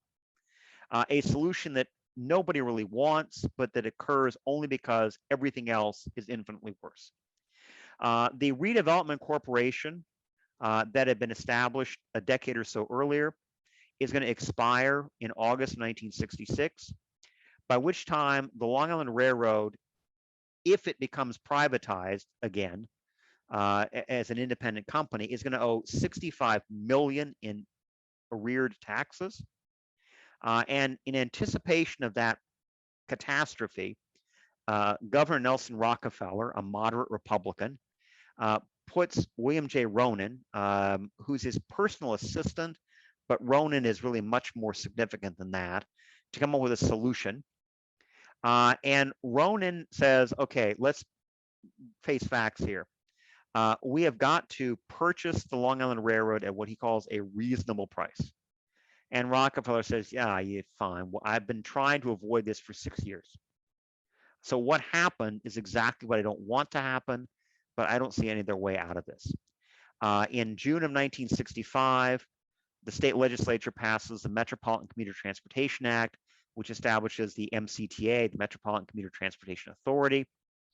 And they begin to negotiate with the PRR to buy the Long Island Railroad.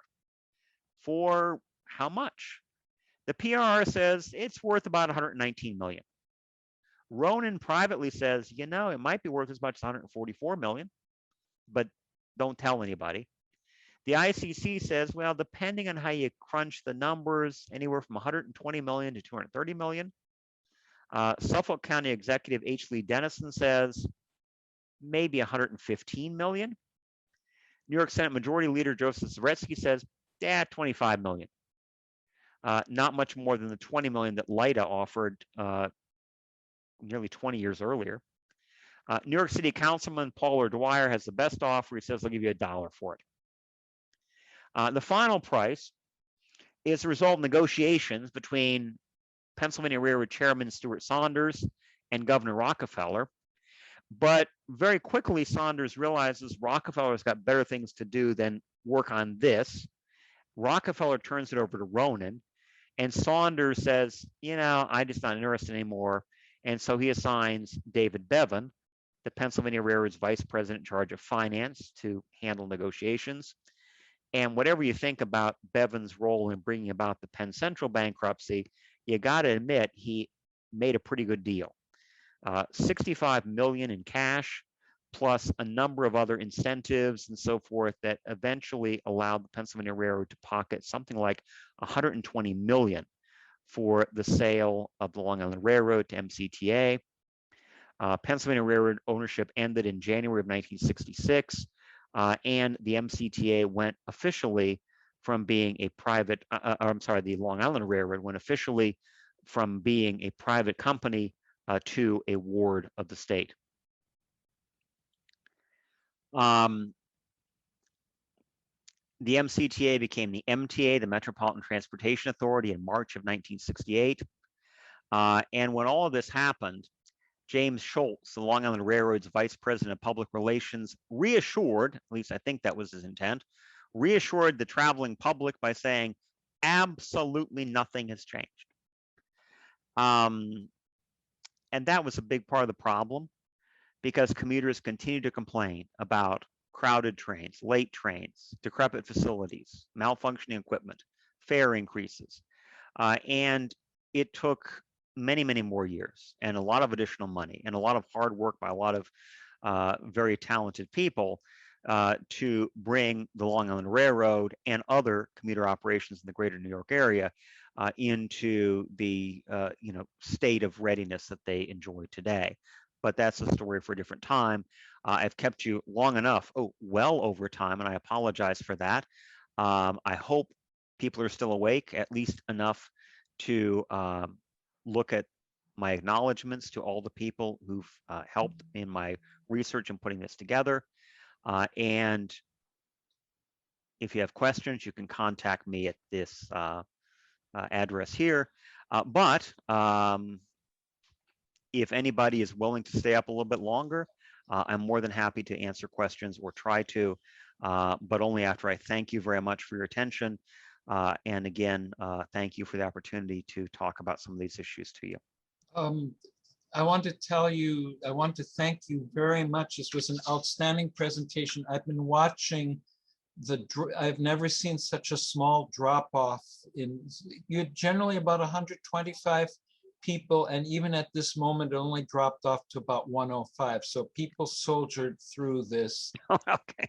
So really, this is so different from a lot of other presentations we had. So why don't you do this? Put your email address in the chat so people will have it there as well. Absolutely. And also, I'm going to invite people to bring any comments to me as well.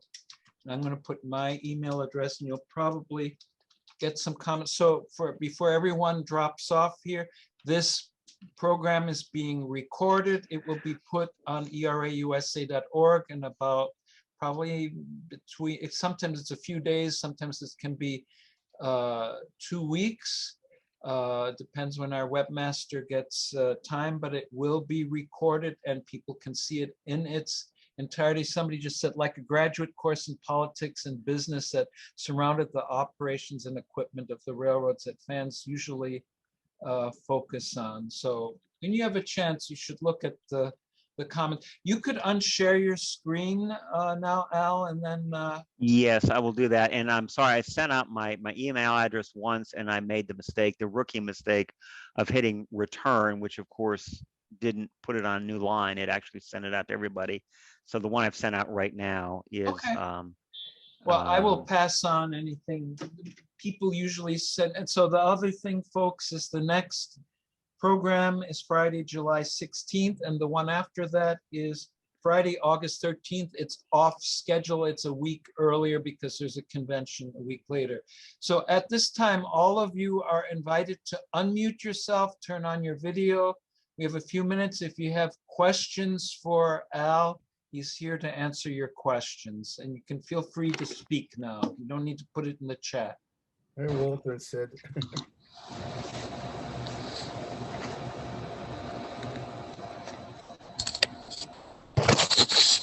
Any questions or comments?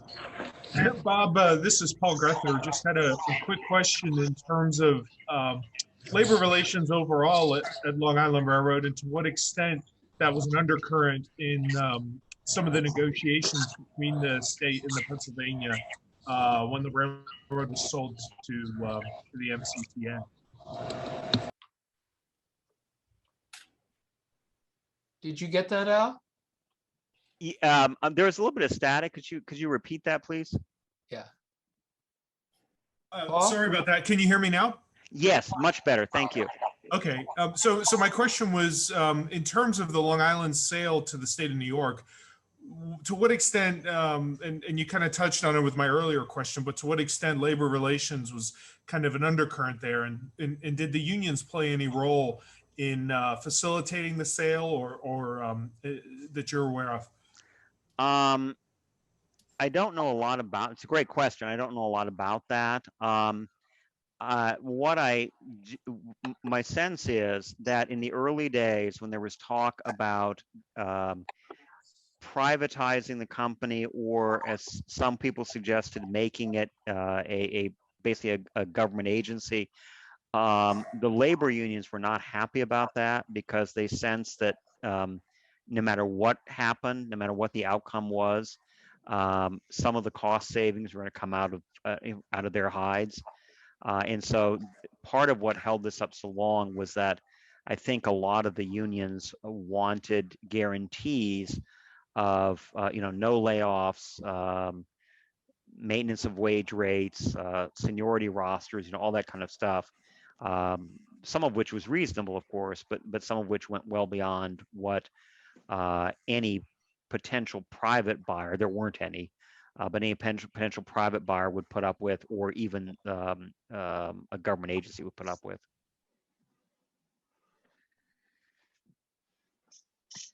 Thank you. Go ahead.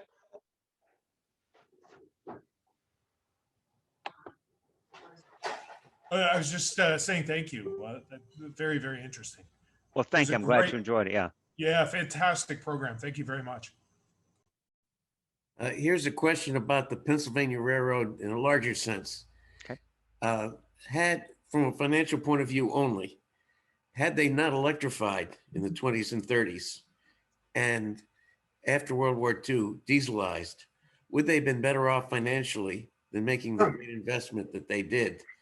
Obviously, they couldn't foresee in the 1920s and early 30s that diesel locomotives are going to become what they became. But was the electrification decision correct in hindsight? Not foresight, but in hindsight. Thank you. Yeah, no, it's a great question. In hindsight, Probably, well, probably not. But it's hard for me to say because one of the big drivers for electrification was the capacity limitation associated with operating steam locomotives, basically, especially between Manhattan Transfer and really as far south as Wilmington even. And if they had foregone electrification, not knowing about the availability of diesels, they would have expanded the number of tracks, they would have built additional cutoffs and so forth, which would have been also very expensive, and would have probably put the railroad in the same place financially. Beyond that, there was not a decision to electrify. It was really a sort of escalating series of decisions, beginning really with the third rail electrification to Penn Station, but really with the Philadelphia suburban electrification, then progressively extending that outward and so forth. And so in many respects, they had no choice other than to do what they did. But had they, yeah, I mean, maybe they would have been better off. But it was, if they could have held on without expanding the physical plant for 15 or 20 years until reliable diesels came into use, they probably could have avoided a huge expense. But again, without that, I mean, the Northeast Corridor will be nothing like it is today. So, well, I'm happy that it was electrified. Yeah. Don't get me wrong, but what it is a trade-off between 6 tracking to Wilmington, just like around Elizabeth they had 6 tracks. That was going to be gone all the way down to Elizabeth, to Wilmington. That would be very expensive. I just needed to know that which one would have been the better decision. Well, this is George Bulow. I think we should add something else to this. It was the Public Works Agency of the federal government with Harold Ickes that gave many of the millions that allowed electrification to Harrisburg and essentially electrified from Wilmington up to New York. And it's ironic that for all the federal money that went in the 30s, they were unwilling to deal with the Baltimore tunnels, and they were unwilling to deal with Bergen Hill. And obviously they were unwilling to deal with the Cross River tunnels too. They wouldn't put the extra money in. The same problem came up in the 1970s when the FTA was set up as part of the newly formed Department of Transportation. And they had people look at it and they wouldn't put money into it then either. Yeah, that's absolutely right. The government money, initially from the Reconstruction Finance Corporation, and then from the PWA, the Public Works Administration, it significantly lowered the cost of capital. Absolutely, yeah. But they did have to pay it back, though. Oh, yes. So, I mean, it was a lower cost of capital, granted. But as I remember reading in your book, so it may be wrong, but that when the federal government criticized PRR management for having too high salaries, they went ahead and borrowed money from banks and paid off the feds and kept the high salaries. Yeah, they did, and that became, a minor political scandal, and of course fodder for the newspapers. Although really the situation, that was more of an excuse, or it was a sideshow, really, the salary issue, in terms of why the Pennsylvania Railroad paid back the loans and everything. But yeah. And Hey, Al? Uh-huh. Have you looked into George McEnany's role in the negotiation of the dual contracts between the IRT and the BRT? I haven't done a lot of that because, again, my focus is really on the PRR, not so much the subways, although the Pennsylvania Railroad was involved in encouraging subway construction to, Penn Station. To me, George McEnany is one of the greatest civil servants that nobody knows about. Yeah, Especially no, for New no, York absolutely. City. Yeah. Yeah, no, very influential, resolutely anti-Tammany, significant on the federal level too, on the ICC, a great advocate for railroad safety. And so, yeah, really interesting individual. Yeah. So Al is Great presentation, by the way. Paul Thank you. is also a professor and teaches at St. John's University in the New York area. So Excellent. Ground was broken today for the new Baltimore and Potomac tunnel replacement. 4 tracks instead of 2, 100 mile an hour instead of 30 mile an hour. And they're going to rename it, not Baltimore and Potomac, but rename it to Frederick Douglass, the abolitionist. And they, according to the newspaper, they on the internet, they broke ground today. You want to see the news hour? okay, any other questions or comments? You know, just kind of an interesting anecdote with electrification and the cost thereof.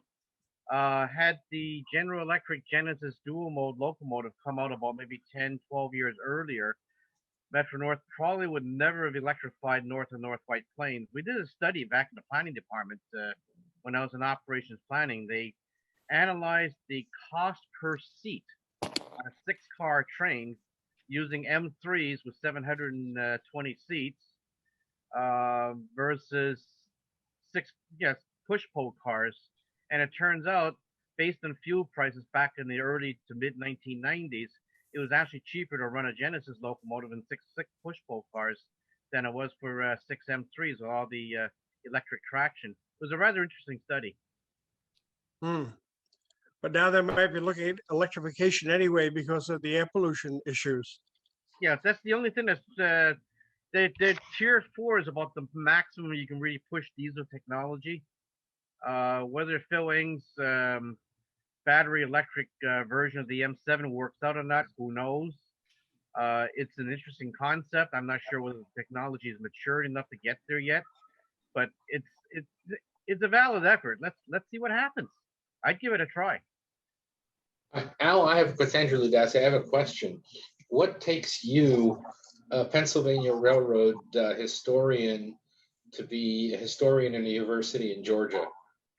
Oh, well, they offered me a job. That's the answer. They offered to pay me to do the stuff I enjoy doing. So, are you from this area originally? No, Ohio. Actually, in fact, well, that's still Pennsylvania Railroad country. Well, it is, and my first exposure to a train anywhere. I was born in 1964 in Columbus, Ohio, and I grew up about a half a block, at least until I was 6 years old, about a half a block from a Pennsylvania Railroad branch line to Mount Vernon. At least it went to Mount Vernon at that time. And eventually, it one time went to Cleveland, but it stopped at Mount Vernon. It's since been abandoned. So they'd run a few trains a week down there, and even as a little kid, I would just demand that my parents take me outside to see the train go by. And so that was my first exposure. And then we moved to an apartment in Columbus that overlooked, it was Norfolk and Western, but it was the old Pennsylvania Railroad Sandusky branch. And so until I was about 12, I lived within 100 yards or so, well, a few hundred yards of a Pennsylvania Railroad line.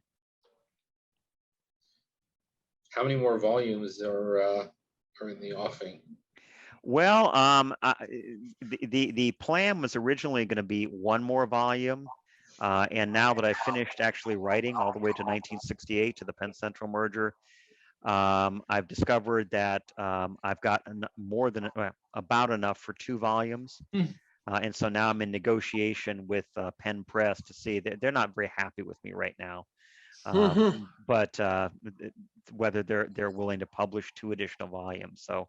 I hope that that's the case, that we can bring out 2 additional volumes. And how would you break that up? Would it be chronologically then? It wouldn't be all the way to 68. You would break up the years, or? Yeah, pretty much chronologically. The volume 2 would be 1917 to World War II. Okay. And then 19, the third volume would be the war up through 68, Okay. which I think that fits together because that's, that's that long period of decline after the end of the war and everything. So I think that thematically the two additional volumes would work very well. So. Great. We'll have to make room in our bookshelf. We actually got one purchase from the program. Paul Grether just PM'd me that he's purchased a copy. So he's asking you these questions because he's responsible as the executive for the service plan into Grand Central. So Long Island Railroad will finally make it into Grand Central by end of 2022. And he's part that of is that is excellent. I've heard about that, of course, and I'm enthusiastically following the progress there. So. Was the Pennsylvania Railroad doomed after World War II? Yep. Good management with perfect judgment, perfect foresight, a little more cooperation perhaps from the government. Could they have survived? If I survived, do you mean as the company that it was in 1945? No. They could have survived. In fact, every railroad economist, every industry observer, every Wall Street analyst who knew anything about the railroad industry said that the only way the Eastern Railroad network can survive is if the Pennsylvania Railroad basically joins forces with the Norfolk and Western, and the New York Central joins forces with the Chesapeake and Ohio, because those are the only two Pocahontas coal carriers left after the N&W Virginia merger. And that would create, they said, a viable two-system railroad network in the East. But, Pennsylvania Railroad executives, especially Jim Sims and then Stuart Saunders after him, they were so focused on a New York Central PRR merger that they cut loose the Norfolk and Western. They gave that up, and once Sims and Saunders decided to give up, once they decided to sell off their holdings in Norfolk and Western, the Pennsylvania Railroad was doomed. It was absolutely doomed. So they would deregulation have, if deregulation had happened in the railroad industry much earlier, would the railroad industry look very different now? I mean, that's the 50. Yeah. I'm not sure that it would, because if you look at the ICC, which, at the time through the 50s and in the 60s, when the merger movement was taking place, the ICC had far more control over the structure of the railroad network than the STB has today. And the ICC basically acquiesced to what the railroads, at least in the East, and I know they said no initially about the Burlington Northern merger, but in the East, the ICC acquiesced to basically every significant merger proposal that the railroad executives offered. And so the railroads got to do what they wanted to do. And if there's any problem here, is that the Interstate Commerce Commission couldn't do enough to save railroads from themselves, from the consequences of their own sort of poor strategizing. Yeah, but I'm thinking of the forgetting the passenger service, which was money losing, and especially after that's true. Yeah, and especially after the post office pulled the contract. On the freight side, though, they weren't allowed to set rates like they are now. Right. That would have helped. It might have saved the New York Central as a standalone company. I'm not sure how much it would have helped the Pennsylvania Railroad, because the problems there are much deeper. The decline of the steel industry, which is underway since the mid 50s. The Pennsylvania Railroad was one of the pioneers of unit coal trains, which is great, except just as they were putting unit coal trains into service, East Coast utilities were abandoning high sulfur coal which is the kind of coal the Pennsylvania Railroad hauled in favor of oil. I mean, yes, later Powder River Basin coal, but it's not quite time for Powder River Basin coal yet in the late 60s. And so many of the utilities in areas that are served by the Pennsylvania Railroad, they went to oil-fired power plants. And so, all of these traditional mainstay traffic sources are just drying up. And yeah, I think it would have helped if there had been kind of rate liberalization, but it would have helped other companies. If anything, it would have helped the New York Central. It would have helped the expanded Norfolk and Western with the Wabash and the nickel plate. If anything, it would have helped those companies really eat into the Pennsylvania Railroad. Mm. And So the Pennsylvania Railroad and the one have ended up. the Pennsylvania Railroad and the New York Central was a mistake. Did the Perlman team really dominate the management after they merged? No. Yeah, the simple answer is nobody did. Nobody really, nobody controlled anything. But Perlman, who of the big three, which is Saunders is the chairman, Bevan is the finance guy, and Perlman is the operations guy. Perlman was the only one who really knew anything about running a railroad. He was a superb railroader.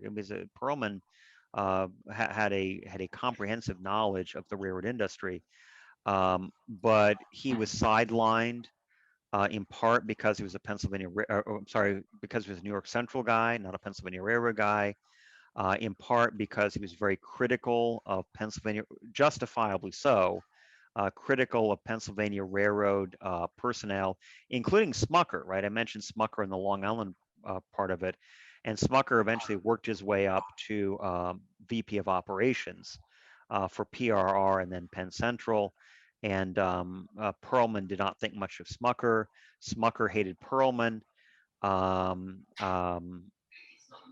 And Perlman was a Jew. And Smucker in particular apparently did not get along well with Jews. And I think a lot of people at the PRR were, if not blatantly anti-Semitic, I think that they mistrusted Perlman because of his Judaism. Know that. Very interesting. And even back in your Philadelphia part of the presentation, that theme came out as well. I'm Jewish, many of the people on the screen, so that really hits. It doesn't get covered as much, doesn't get drawn out the way you've drawn it out in your presentation. Yeah, one of the interesting sidelights about Saunders is that he came from the NNW. He lived for years in Roanoke, and he was something of a civil rights advocate, I guess you'll say, who helped dampen down massive resistance in the 1950s after Brown v. Board, not because he really believed in racial equality, but because he believed that racism was bad for business. And so he actually put up Walter Annenberg for membership in a mainline country club. And Annenberg was instantly blackballed by the membership committee at the country club because he was a Jew. And it's not clear why Saunders did it, except basically to try to prove to Annenberg, who is a valuable ally, right, because he owns the Philadelphia Inquirer, to prove to Annenberg that Saunders was not anti-Semitic. It's an interesting story. Really fascinating. So are there any other questions or comments? Yes, I have one. Okay, go ahead, Ed. Okay, in 1968, I was coming out of elementary school, and of course, the two major transportation events that took place was February 1st was the PRR New York Central merger, and then March 1st was the creation of the MTA, succeeding the MCTA. Getting to the MTA era, when you mentioned about the Long Island Railroad, I can remember at that time, the LIRR did have labor problems. And when the state took over the Long Island Railroad, Thomas Goodfellow eventually stepped down, and then they brought in Frank Aikman Jr. to run the railroad, which he did for the next 3 years. But the LIRR did have labor strife for about a year and a half, from 1968 to 69. Then, what was I going to say? Yeah, Aikman was dismissed, and they brought in Walter Schleicher from the Transit Authority to run the railroad. And at that point is when Governor Rockefeller said the LIRR would be the best running railroad in the country within 60 days. Do you have any comment on that? I remember that statement. Yeah, I had not heard that story. It's a great story. You know, to be perfectly frank, once the Long Island Railroad and the PRR part ways, I sort of lose interest in the story because I mean, that sounds pretty bad, but you know, my focus is with the PRR. So I don't know. I think, you know, yes, there certainly were labor issues in Long Island Railroad and so forth, but I don't know much about what happened really from the late 60s onward. Okay, I have one last question. I posted it, but do you think Mary Cassatt is more famous than her brother right now? She probably is. You know, I don't know. If you're if your wife is a fan of the Impressionists, she is. Yeah. My guess is, I suppose, hey, what is the absolute oracle on all this but Google? So I guess if you Googled Alexander Cassatt and Mary Cassatt and see, you know, which name There you go. it got the most, but I suspect it's Mary. Yeah, I think that's Mary got a stamp one year, a postal stamp. I don't think Alexander Cassatt has gotten one. Yeah. So Al, Carl Jackson, who started up a whole Anyway, number thanks, and thanks very much. Good night. Oh, thank you. Yes. He asks, how does the HMM Railroad factor into the Pensie's access into New York City? I don't know if you covered that in your research. Yeah, I did, and I'll say two things about that, separated by a number of decades. I'll try to keep it short. The H&M was never a subsidiary of the PRR, but it was an ally. And so one of the problems, of course, with Penn Station is it's not in Lower Manhattan, it's in Midtown. And so a lot of people coming in, you know, once the New York improvements were done, a lot of people coming in on trains from the South and the West would not have access to the ferry terminal at Jersey City, but they needed a way to get to Lower Manhattan without going all the way up to Midtown and Penn Station, then taking a subway to the South. Right. And so the H&M provided that access from Newark into Lower Manhattan, to the extent, right, that in the early years, H&M cars were painted Tuscan red. Right. They were not owned by the Pennsylvania Railroad, but they had the same kind of color scheme and everything. The other story is, and I left this out because I kept y'all long enough, and I would have gone longer. But in the aftermath of the Weehawken Ferry debacle, the Port of New York Authority got involved. And the Port of New York Authority starts in 1921. It comes out of the chaos of the New York port in World War I. It tries initially to coordinate railroad operations in Greater New York.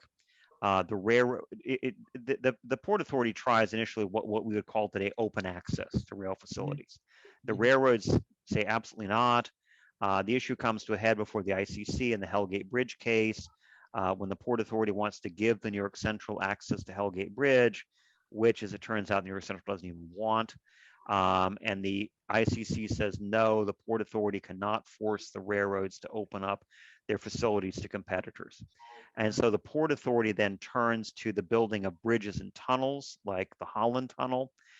They make huge amounts of money out of that. In the aftermath of the Weehawken Ferry, that is late 50s, early 60s, the Port Authority has a discretionary fund in excess of $100 million. And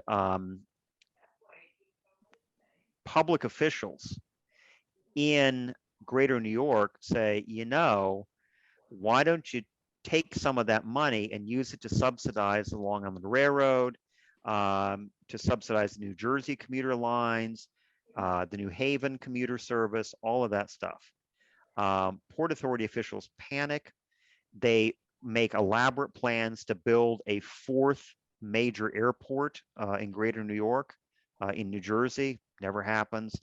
Eventually, they grudgingly agree to provide equipment guarantees for some of the commuter lines. But the big thing that the Port Authority gets talked into doing is buying the Hudson and Manhattan, which is bankrupt.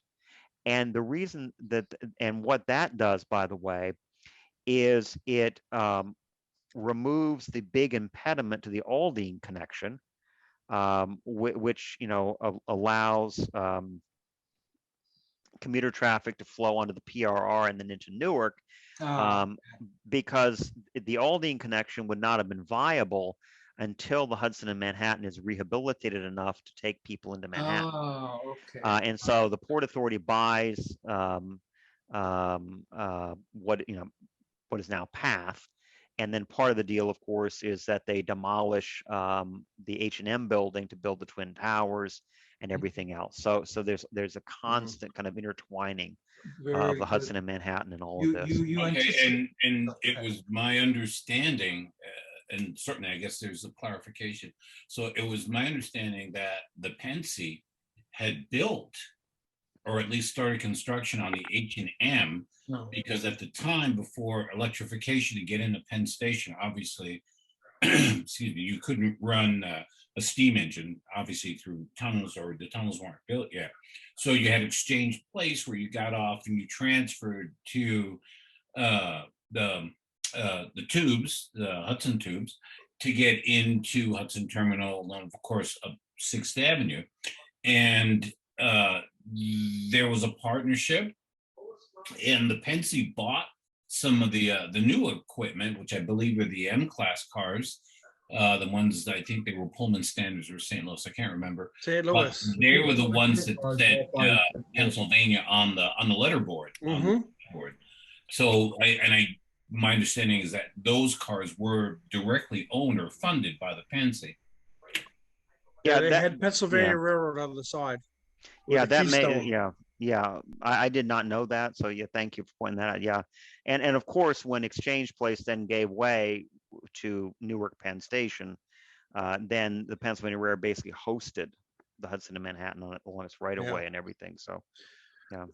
When I worked for the Metropolitan Suburban Bus Authority, the Port Authority bought us some buses, but they couldn't be scheduled on any routes that left the Port District. So you couldn't put them on the bus route that say went out to Babylon or the Woodman Mall in Huntington, because they'd leave the Port District. Oh my goodness, that's crazy. Yeah, the classic story of because the Port Authority the Port of New York Authority has, I believe, jurisdiction in a 25-mile radius from the Battery. I think it's from the Battery. I think that's the 0 point.